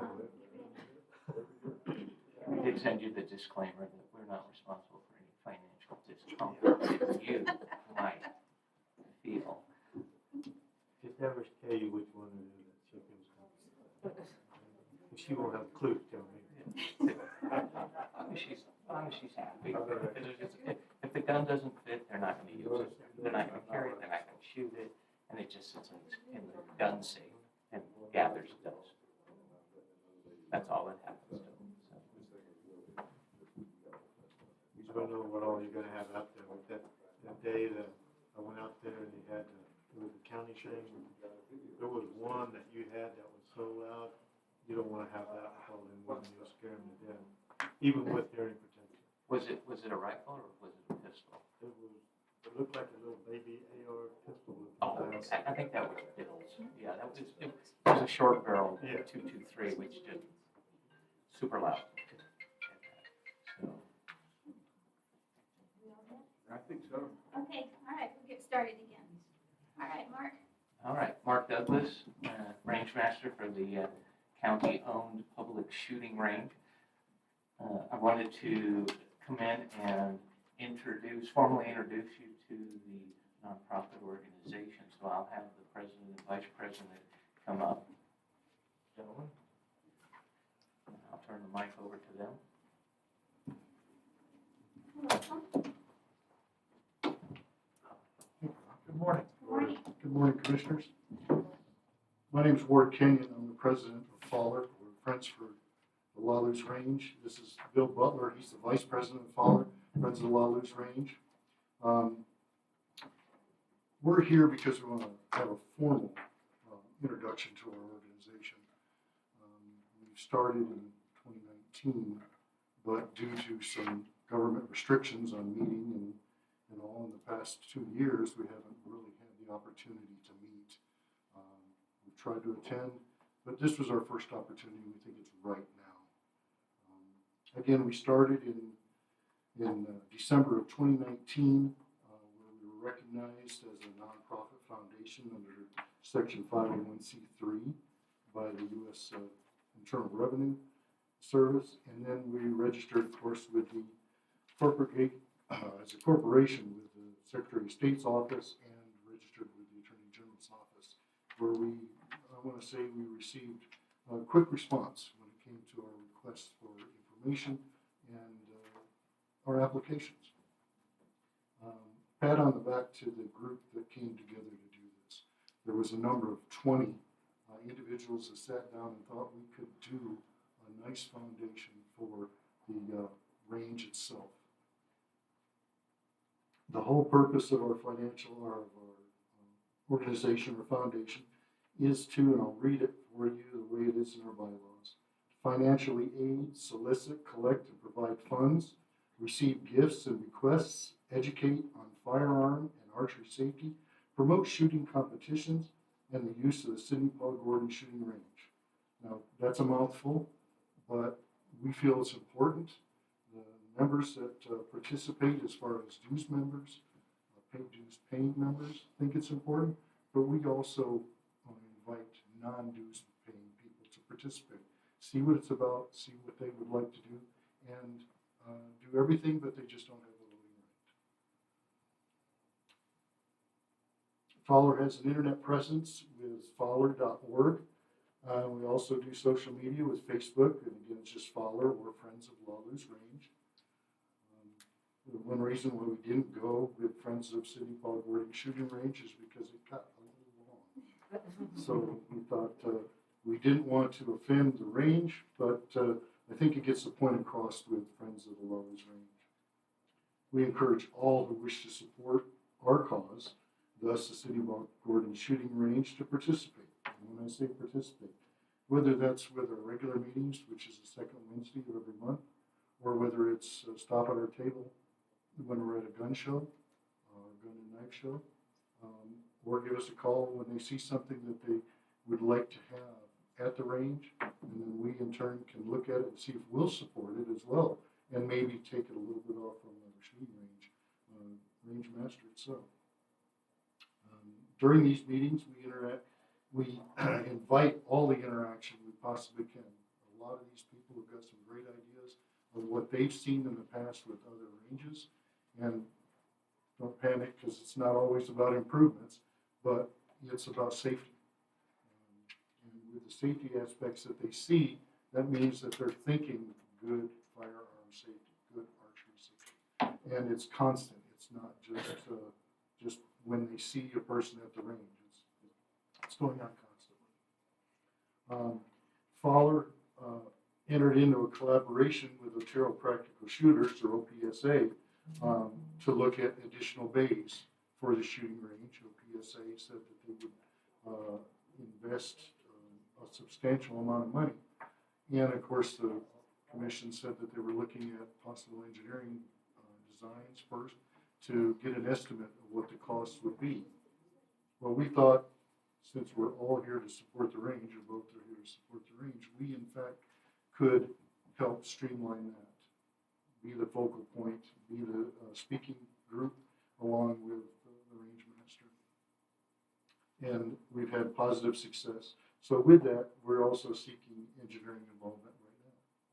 I know that the county has engineers that are already contracted with certain projects, but again, we're got that neat little toe in the sand that we're looking for help, and we're a nonprofit, and we want to help them also by helping them helping us in Otero County. Fowler has committed to other projects, not just the increase in shooting bays, but we're looking at putting some sunshade awnings on the front of the range structures already. They face the east, and when they face the east, early morning sun comes up, and it's just like your visor in your car. Have it down, and it'll help them see their targets better, not have the sun as much in their eyes. We're also looking at portable sunshade structures for the general purpose bays. Right now, the general purpose bays are just open.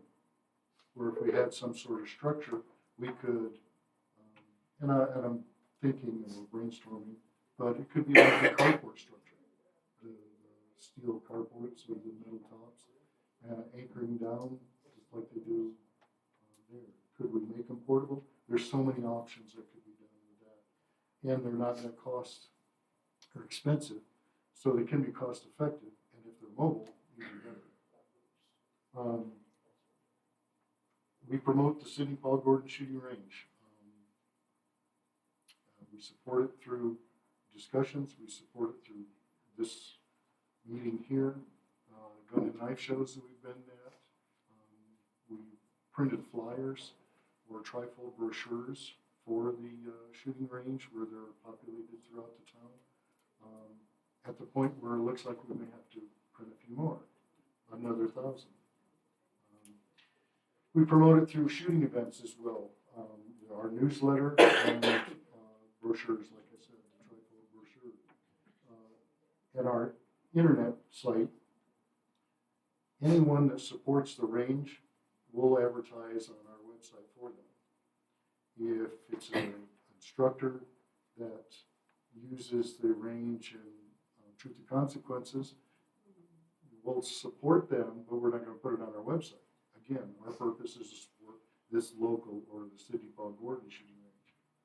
And then we also make presentations to social and civic organizations as well. Ultimately, our foundation wants to support the users and the people of Otero County who use City Paul Gordon shooting range. Safety is one of our key factors. Bill and myself just finished a range safety officer class as well. So when we do help out with things, we're aware of what's going on, and we know for a fact through our years, we know what to watch for, who to contact, and who to help. Yeah. You do very well on it. So, everything we do, we want it on a positive basis. So, thank you for letting us introduce ourselves and hopefully have made a fool of ourselves. Oh, we appreciate your efforts. So you're basically the booster club for the shooting range. That is probably a great way to say it, yes. If anybody remembers when they built the zoo, okay, it started to go in disrepair, and a group came together and made friends of the Alamogordo Zoo. Yeah. So I think it's worthwhile, or we wouldn't be doing it. I'll stand for any question, or we will if you have any. Appreciate your efforts. I know Mark does. What? We couldn't do it without it. We would invite you all to come out to the range, notably on the 23rd of this month. There is a Women on Target event out there that's designed to introduce new female shooters to firearms. And first we start with safety, and then we start with how those things work and what makes them actually function, and then we actually have hands-on times. I can't tell you how many times I've been to various conventions and shows where a nice, well-meaning husband will come in and say, I want to buy a gun for my wife. And they'll pick out this tiny little gun, and the first time she shoots it, she says, ow, and that stays in the drawer forever. So we're not doing them any favors if we don't educate them. And this program on the 23rd of April at the range, Women on Target, is going to be to help the ladies identify and make smart decisions to help their husbands make smart decisions. I'm planning on being there.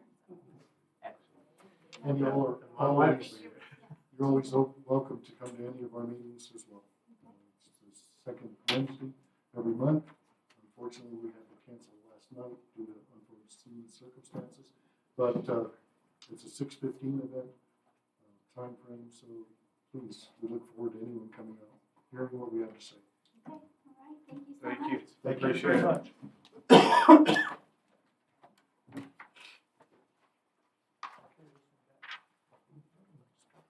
Do we have anybody sign up for unscheduled?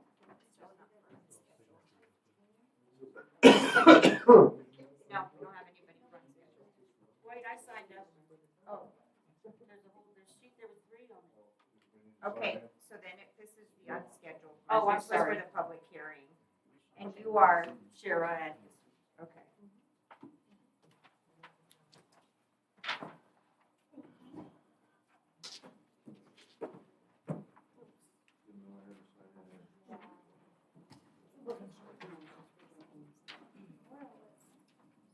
I didn't realize there were 2 sheets. There usually isn't. Good morning, Commissioners. My name is Shara Atkinson, and I sent you a letter dated March 11th about what happened at the March 10th Commissioners meeting. I was completely aghast and mortified when the meeting descended into a chaotic screaming match. When I called a point of order, Commissioner Griffin very rudely told me that a point of order can only come from the dais, not from the floor, which is incorrect. No one was in control of the meeting, and I felt that a point of order was called for. Otero County may be small, but we, the people, deserve our public meetings to be conducted with decorum, civility, and common sense. What I saw on Thursday was deplorable. I sincerely feel that the people of Otero County deserve better governance than we got on March the 10th, 2022. And a concerned citizen who's not afraid to sign this letter and identify herself. And is it possible for me to donate these 3 copies of Robert's Rules of Order? You can, I've already got some of them. Okay, well, we can pass this around then. And I hope it's received in the manner that is given. Thank you. Thank you. Thank you. Thanks for your concern for our commission meeting. It's very welcome, very appreciated. You did a great job. And we have Laura Goff, but I think she was. That was from the public hearing. Okay, so she's on the, Yes, that was the public hearing portion. And you have Rick Little. I yeah, believe, Rick's is- on the other one. I don't know what this thing, I can't read this. That was Matt, I believe. So all I needed you to do is take her name. That was the only one. That's for the this only one on this one? Yes. All right, thank you. Rick.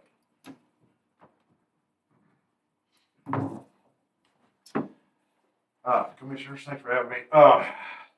One of the things I wanted to talk about is we had a cannabis meeting down in Otero County, down in Chaparral. And one of the problems that we're having down there is where these cannabis places can be put. I looked at your ordinance and I think it's good the restrictions you put on here are good, but you know, when I look at this, nothing was put in there about zoning as far as trying to keep the sales parks out of areas where it's right in housing areas. And I know when we look at the law, and I've been reading through it all morning, that they don't have any restriction in there, but alcohol has restrictions and zoning information that has to do because it's alcohol. We're talking about an illicit drug here, and if we need to buck the state, I think it needs to happen. Something needs to go down to where this is unintended consequences of our House of Representatives and Senate passing a bill that they didn't finish correctly. We're going to have, and here in Alamogordo, you may not have such a big problem, but I'll tell you what, we're right down in El Paso. We're going to get a flood like nobody's business. It's going to be a sheriff. We're going to have. It's legal, but more restrictions need to be put on this thing to keep our community safe. One of the things talks about in here is safety of our community, and I think it's a really important item that really needs to be. I don't know. I don't know what needs to be done about it, but we really need to do something. Well, and I think that, you know, we've already talked about this before. There's got to be ways that we can regulate on the county and city level. I mean, when you take alcohol, it wasn't that long ago, and there were dry counties, you know, there were counties that regulated the sale of alcohol inside of their counties. So I don't see why we couldn't follow the same ground and standing that they did that with alcohol and have approached to cannabis the same way. It is in the act as far as the restrictions that local government can put on, and I noticed you went through that when you did yours, which is good. And what we need to do, Mr. Little, is this next item coming up is going to be to vote on the public hearing, and that's where we need to get you read through it, get all your comments, and then come to us. I think we'll do May 5th. Tentatively, once you Yeah, get if to we that. looked at it, and bring that to at that point to where we can do the ad, and that's what that's gonna be. Okay, good, and I understood that. I just wanted to put that forth, you know, right up front. You know, with alcohol, we have certain restrictions, and now we're talking about an illicit drug that we're gonna have a flow from Chaparral. Man, I tell you what, it's going to be super Walmart out there in Chaparral. And I can't stop it, we can't stop it, but we could stop where the sales places are. Now, growing it, you know, as long as they stay within their limits, I kind of understand that. But anyway, thank you, and I appreciate it, and, yeah, we'll definitely be at that meeting to try to, and I don't know, unfortunately, my representative down there voted for it, he just thinks it's the greatest thing in the world, and, unfortunately, yeah, that's not, I don't believe that community of Chaparral, and we have a large group of us that this is not workable. At least put it in a commercial area, you know, where it needs, where by law, at least it should go in a place where commercial business and retail sales are gonna be in. So, all right, thank you. Thank you, Rick. Good point, appreciate it. Real quickly, when you're talking about your services like your fire department and those kind of things and trying to get things into your school, this should be a part of your education system, your public education system. You'd be talking to board members and people. When I was in the legislature, I was trying to get CTE, Career Technical Education.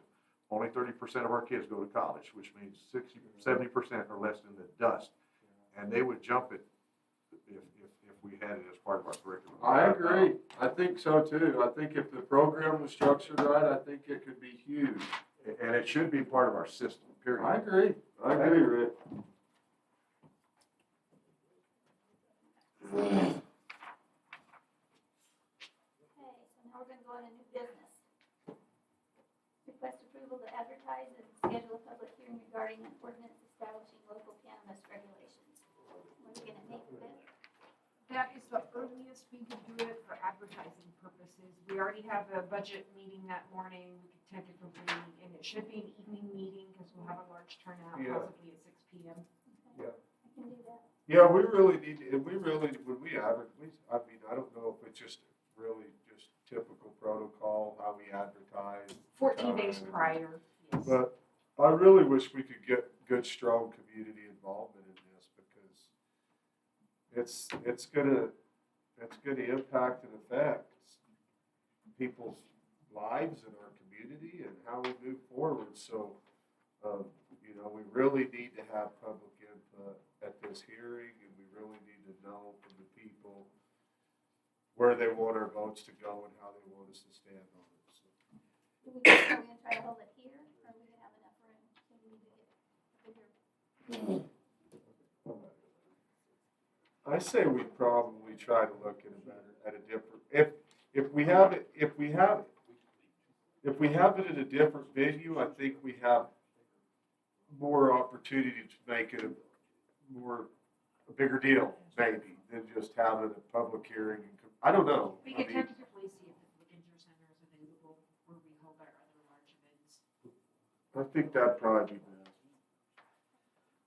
One thing I want to kind of comment on is, the longer we wait, the more that people are going to be able to come in on the original rules before we get ours implemented in. So this is not a drag your feet deal. It's got to be done. Let's do it.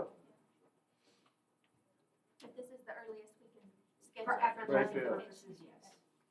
So tentatively, May 5th, 6 p.m., and I'll put a question mark by the Flickinger and see if they're available. I'm sorry, what did you say? May 5th at 6 p.m. and maybe at the Flickinger Center across the street, we have to talk to them first. We'll find someplace for sure. But May 5th, definitely. Yes. May, what is it, 10th? Oh, 5th. Okay.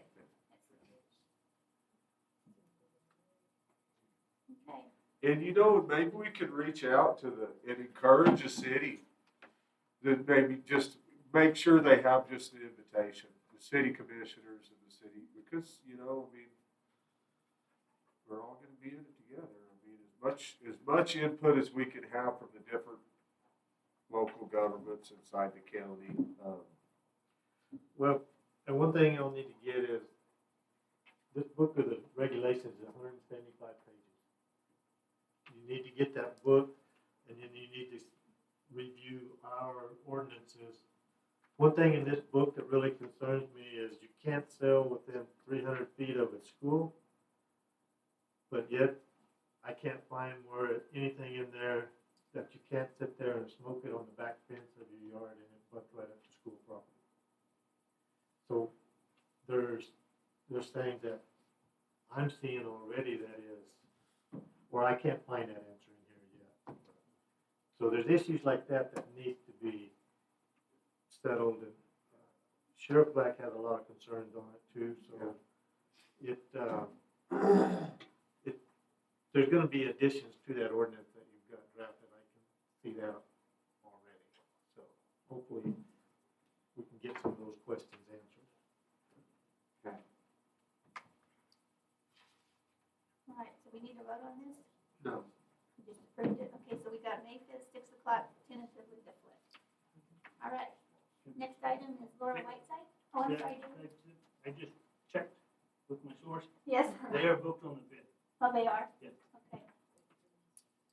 What else could we have there? We could check with the city about the civic center. Okay. We'll do some research. We'll let you know if we absolutely can't find a spot and have to pick another day. Okay, okay. So the flip's out. Thank you, Sheriff. All right, next up is Laura Whiteside. Hey, Laura. Thank you.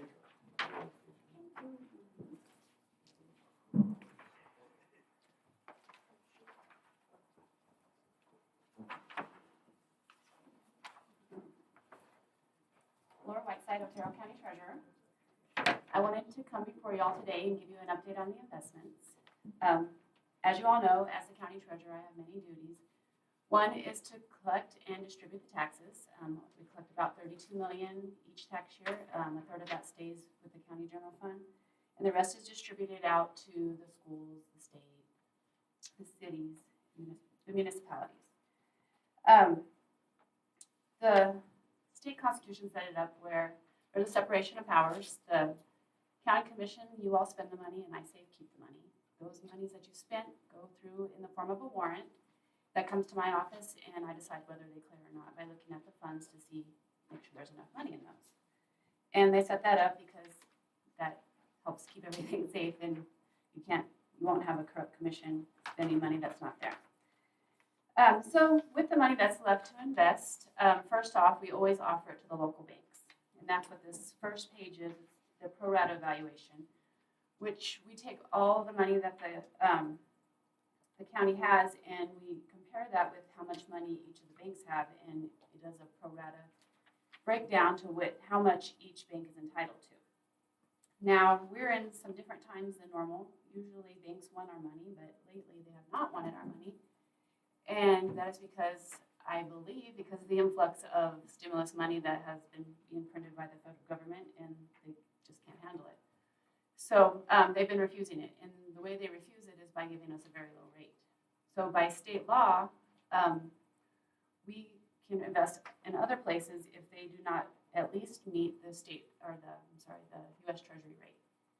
And they've been offering very low rates, not even close to the U.S. Treasury rate, so we've been investing it elsewhere, and I think they're fine with that.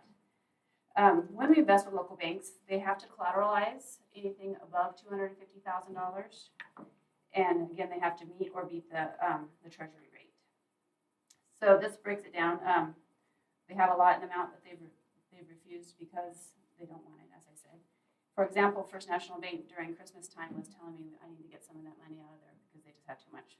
So I've moved a lot of it out of there. My investment policy allows me to invest out as far as 8 years, but 50% of my investments have to mature in less than 4 years. So if you look over here in the bottom left-hand corner, my weighted average maturity is 3.6 years. So I'm definitely under that. Well, actually, the weighted average maturity is 5 years, but 50% have to be less than 4 years. So on to the next page. The top part is where our local money is, at which banks and how much and what rates we're getting. If you go down to the second section is the securities. Now, securities are mortgage-backed investments. They're very safe, and you can see what I have invested there.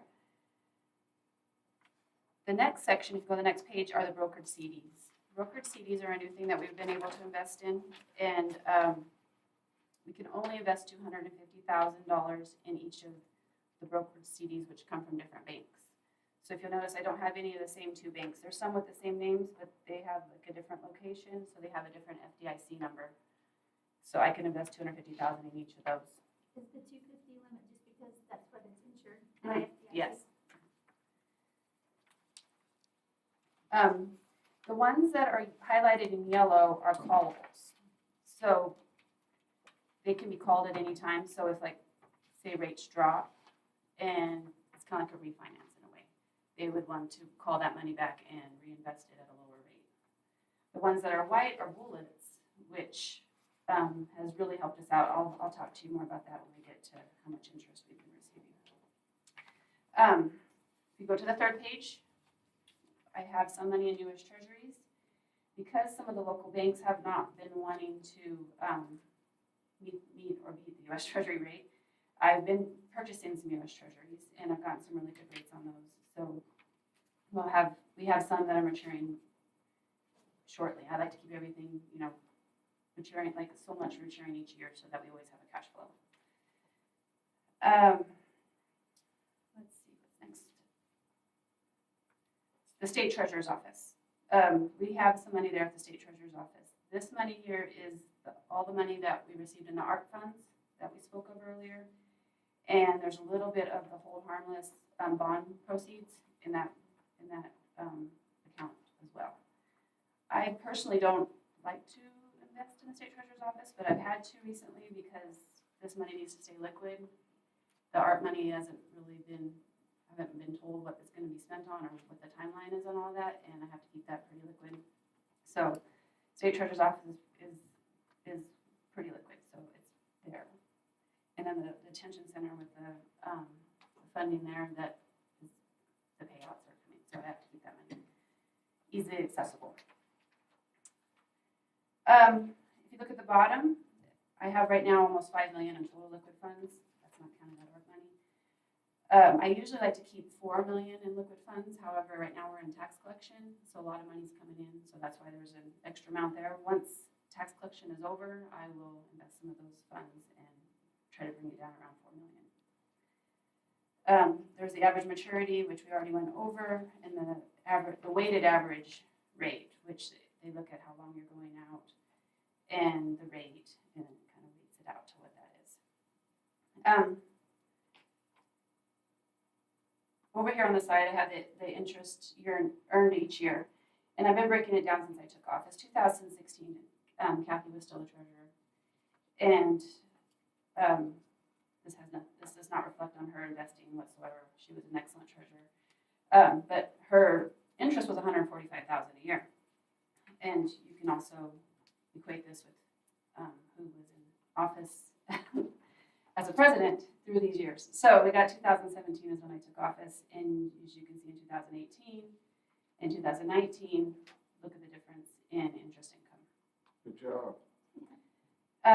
We had 2020, it started to go down. That's when COVID hit. But because I had invested in many bullets, those are the ones that are not highlighted in yellow, we had some really good interest rates that continued to pay us out even though the economy took a turn for the worse.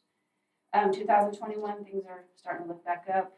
They're excited to open everything back up. And hopefully by 2022, we'll be back up at least around the 2020 amount of interest coming in. Well, if they have interest rate hikes like they're talking about, that's going to affect us in a positive way on this end. Yes. Kill you every other way. But Right. Right. Well, I've heard two things today that I am blown away. Somebody doesn't want us to maintain their road, and a bank that doesn't want our money. I mean, this is a weird world we're living in. Right. Do y'all have any other questions? I don't. I think that's about all my little brain can absorb what you just told me. Okay. Commissioner? Nope. All right, thank you, ladies. All right, thank you. Appreciate it, Laura. Thank you. Thanks, Rachel. Okay,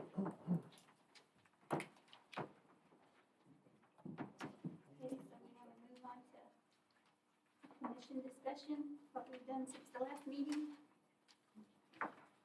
Yeah, I'll start with that. As as we talked about a little earlier, this month, we had a meeting.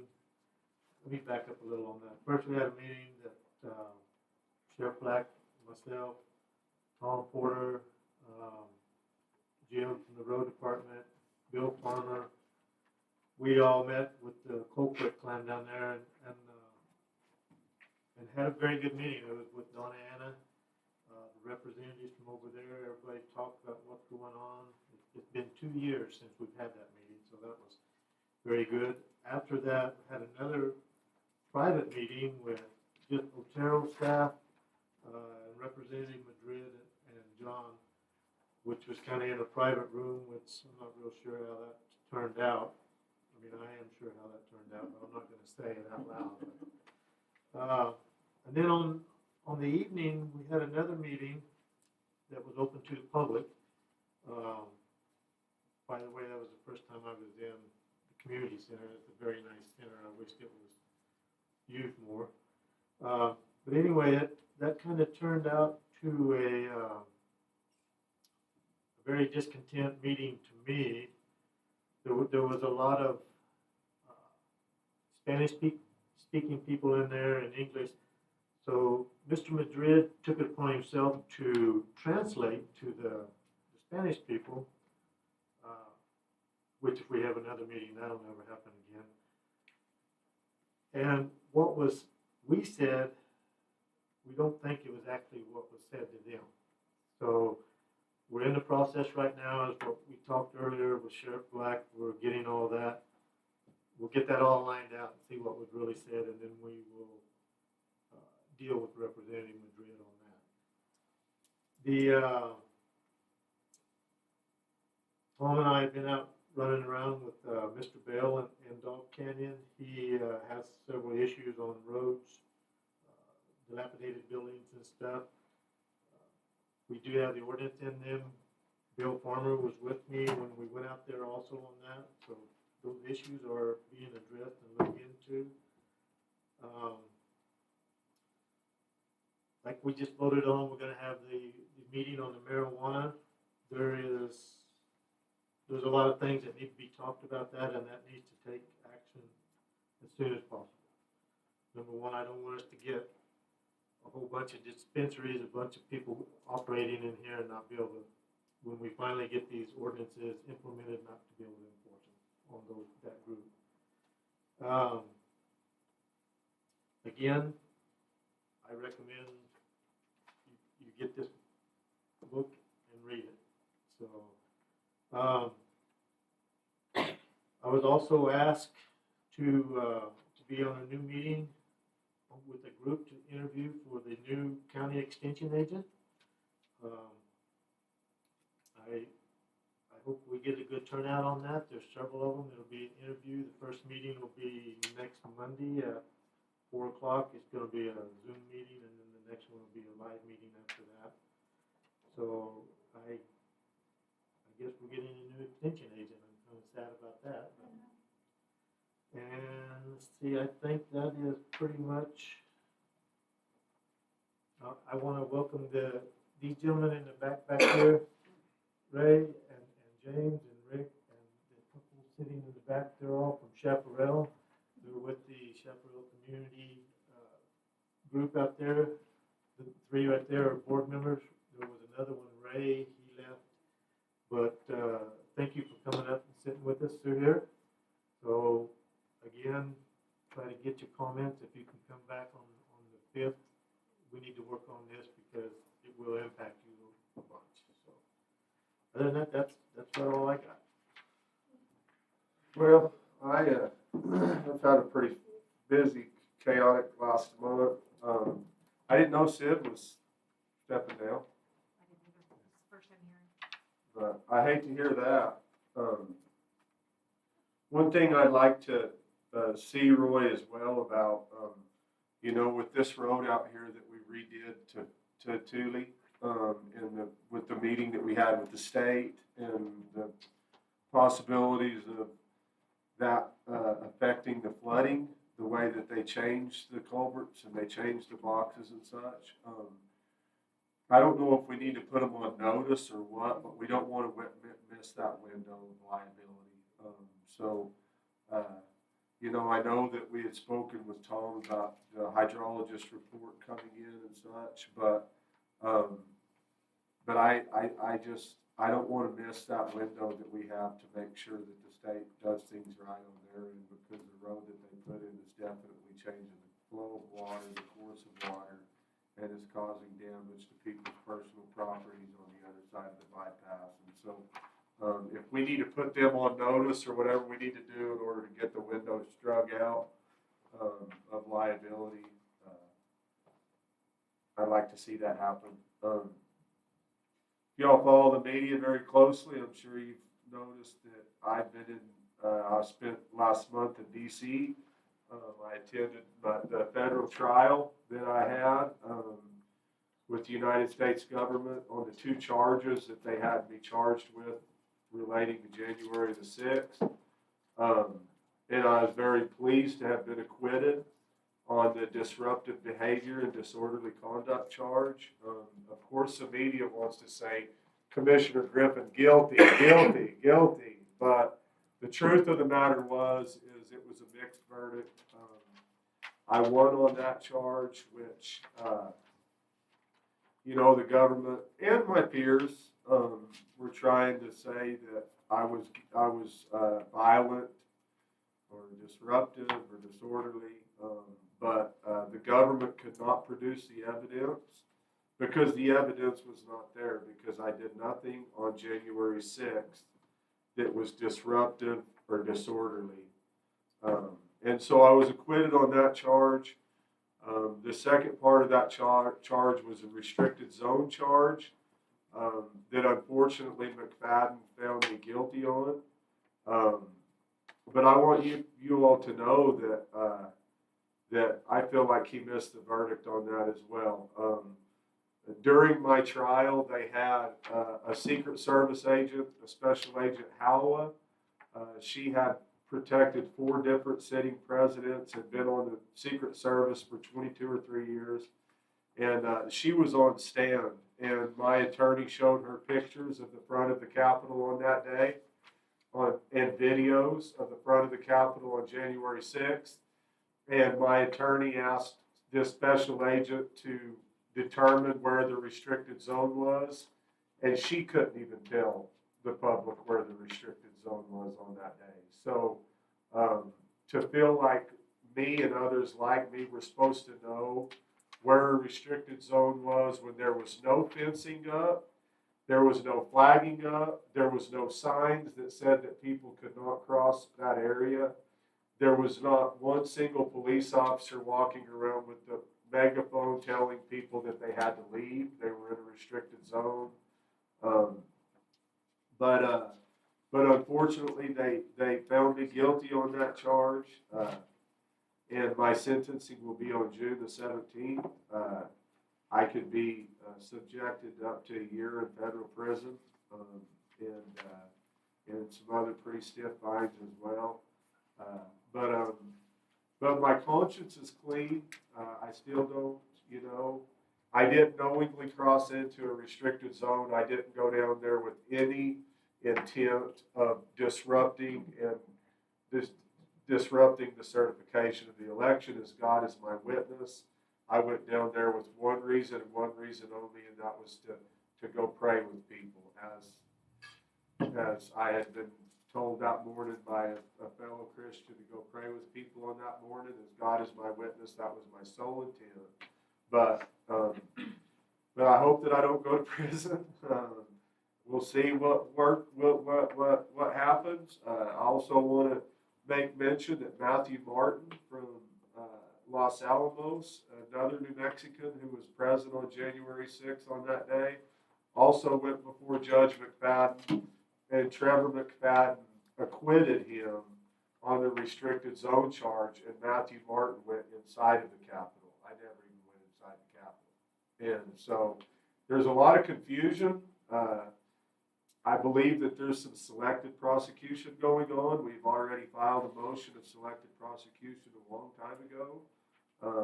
And I think that it's continuing to exist, but we'll just continue to pray that justice is carried out and the truth is known, and that whoever opened the 20,000-pound magnetic lock doors on the front of the Capitol on that day is questioned, because the doors on the front of the Capitol on January 6th are the same type of doors that are on the front of federal prisons. They have a magnetic locking system inside of them, and they're 20,000-pound doors. And those doors were open from the inside of the Capitol on that day. The only way those doors could have been opened is somebody inside of a control room had to have pressed a button that released those magnetic locks on those doors, which allowed all those people to come in, and they were like sheep being led to slaughter. It was a setup from the get-go. And it's gonna, I hope that the truth is known, and I hope that the investigations are done.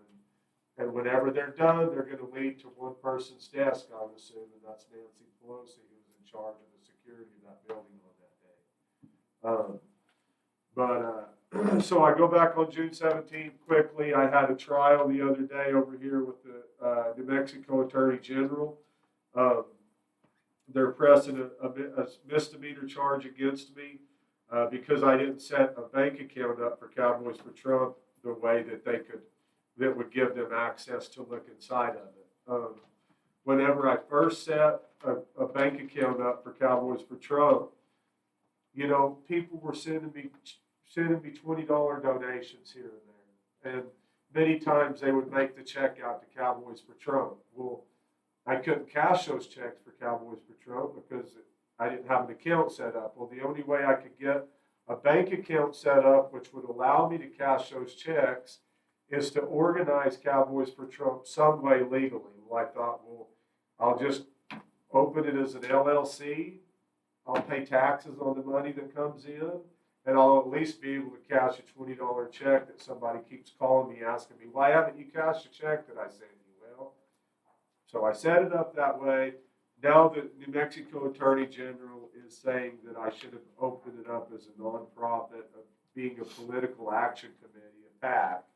And the only reason why is because Brian Colon and the other New Mexico Democrats want to go through my bank records, and whenever they go down through there and they say, oh, Gwenna Reese wrote Coy a check for $20, didn't we have something open on Gwenna that we could?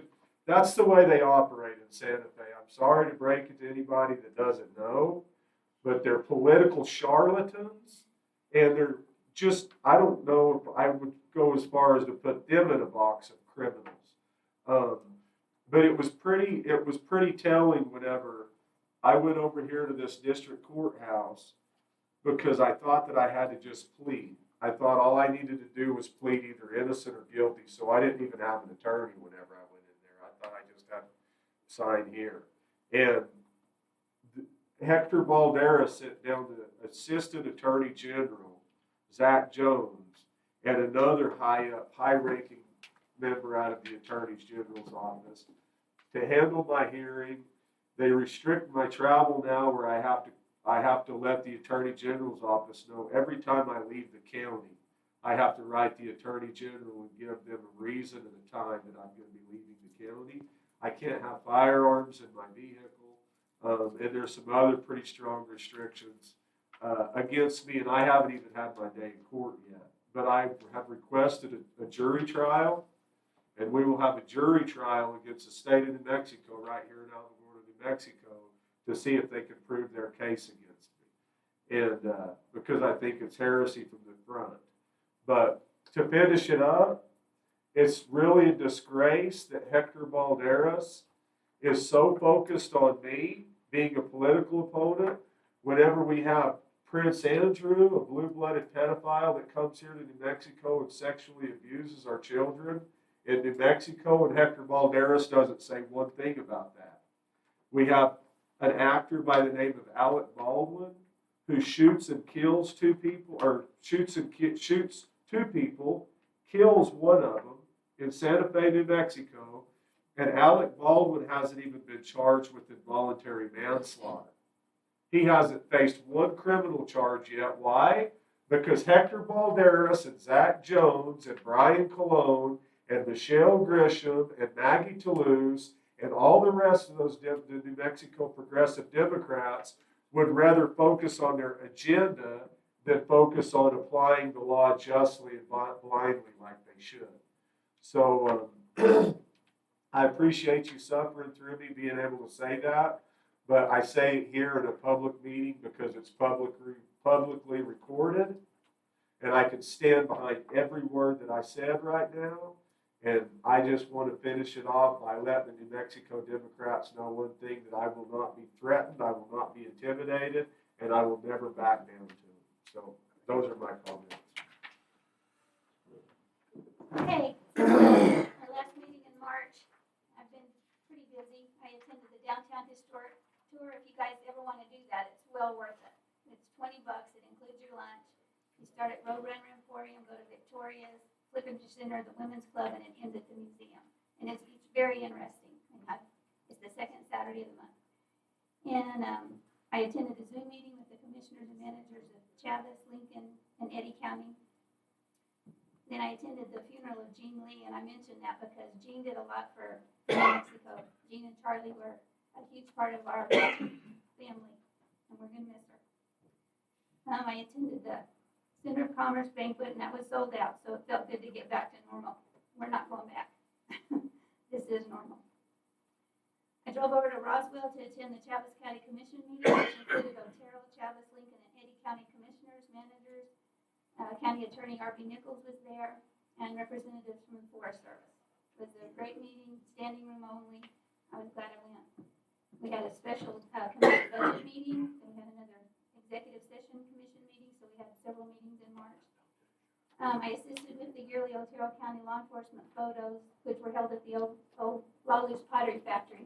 And I wanted to thank Joe and Debbie Lewandowski for their hospitality. It was very well attended. It had the sheriff's office was there, Alamogordo Police Department, Border Patrol, Mescalero, the Mississippi. The state didn't show up. Staters didn't show up. But it was beautiful. It was raining and cold when we got there. And I thought, boy, this is going to be ugly. And then it was just, skies parted, sun came out, we got hot, took the pictures, clouds moved back in, started raining, and we left. So it was typical New Mexico. We had all 4 seasons in about 2 hours. I attended the annual Otero County Solid Waste Authority meeting, and I attended the public meeting down in Chaparral along with Commissioner Matherly, Attorney Nichols, Pamela Heltner, Sheriff Black, Senator Griggs, State Rep Zach Cook, and State Rep William Madrid, and it was a packed house. And like Gerald said, there was some shenanigans, I think, that went on at that meeting. It was a little interesting. I think I need to brush up on my Spanish. And I just want to remind everybody to keep our neighbors in Ruidoso and Lincoln County in your prayers. That's a mess up there. We've got the Otero County Fairgrounds are open to help with the livestock. Our Otero County Emergency Services, including Matt Clark, have been on site to help and assist any way they can. And the Center of Commerce is actually taking donations if anybody wants to drop anything off there. There's quite a few people around town that are doing that, so please help if you can. So that's what I've got. So Pamela, you ready for yours?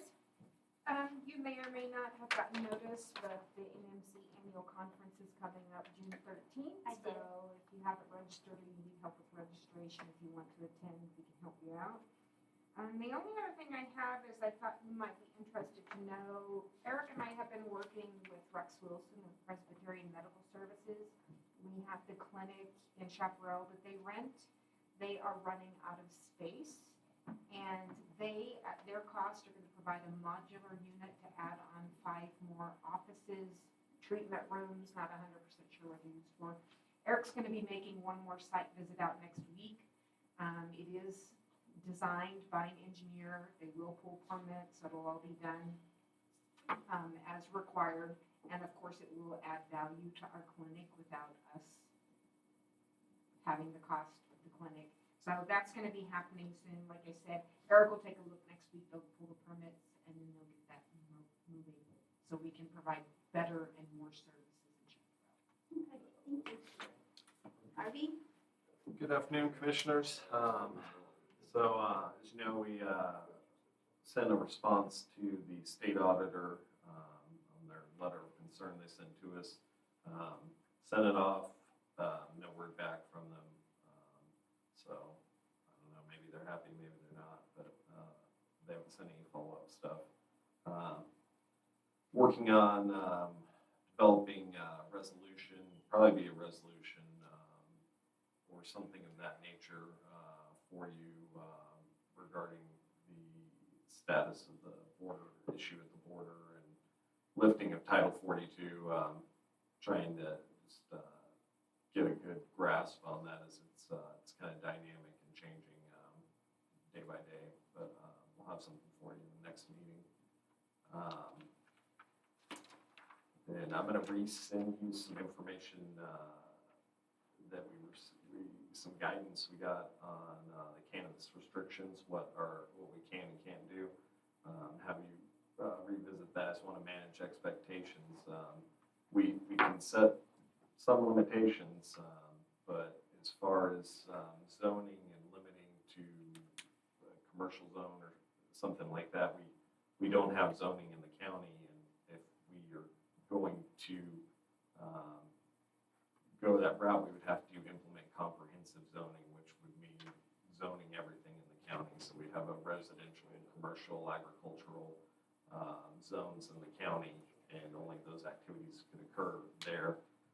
My understanding is the past county commissions have not wanted to go down that route. It would be a pretty extensive endeavor, and then it would change the character of the county.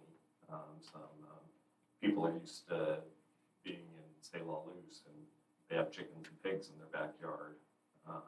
Zoning would change that, and can't just zone cannabis. Then it would get challenged as being selective and singled out. So that's where we're at on that. I will continue to do research and see what options there may be, and if there's options at the state level perhaps, but I'll have a better picture for you by the time we do this public meeting. Could you ask that question on the item that I mentioned? Because it says in this book, 300 feet from A school. Mm-hmm. But if you Live within 300 feet of the school. yes, How I does sit that there apply? on the back fence and I think you probably could, but I'll look at it. No, because you can sit on your backyard and drink a beer if the school's right there. I don't know. You can differentiate that. But you think that since if we say specifically cannabis, then we're gonna get blowback that we're singling it out, I mean, well, that's what they did with the alcohol, though. I mean, I know it was a much Yeah, and different day, but. Go back and look and see, what the difference was on that. That made that possible. It could just be how the state laws, how they were written, governing alcohol. Because, I mean, they had dry counties, could we have a county where we just said, no, we're not gonna sell it recreation or publicly here? I don't know. Well, I don't think you can. You can't, it's in the law. Alcohol with a different license. Oh, I got you. Okay. Well, that says that. But I don't have anything besides that. You're gonna be busy.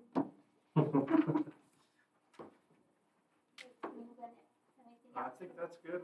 Okay, all right. At this time, I make a motion to hold an executive session under NMSA 1978, 10-15-1-1-8 to discuss pending threatened litigation.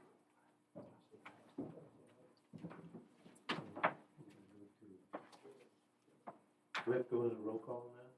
Need a second? Yeah, second, I'll second it. All in favor? Aye. Aye.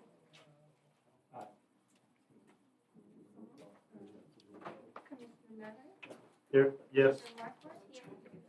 Here.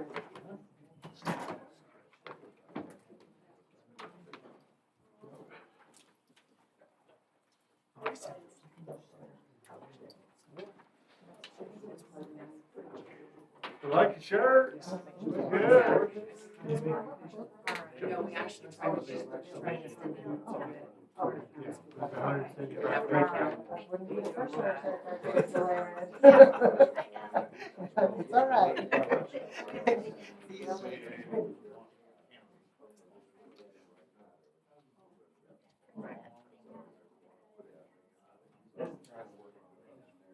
You get the ring, and then you get to spin around trying to find certain things, and it's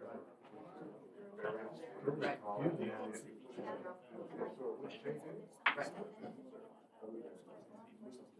No, they got the camp. So y'all use this one now, huh? I thought it was this side. This one, boy, this one was set up for doing the Zoom meetings. I don't know. Oh, it's not. Yeah, I don't know, well, and you know, that's Willie's argument down there, is, and here, you know, Rich, you know, in order to get a tax base, you gotta go county corporate, you say corporate, and you have to provide services. That's right.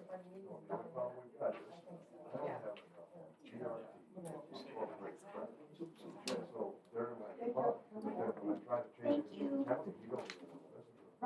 Thanks y'all for coming down. Right. I appreciate it. You shoot for me.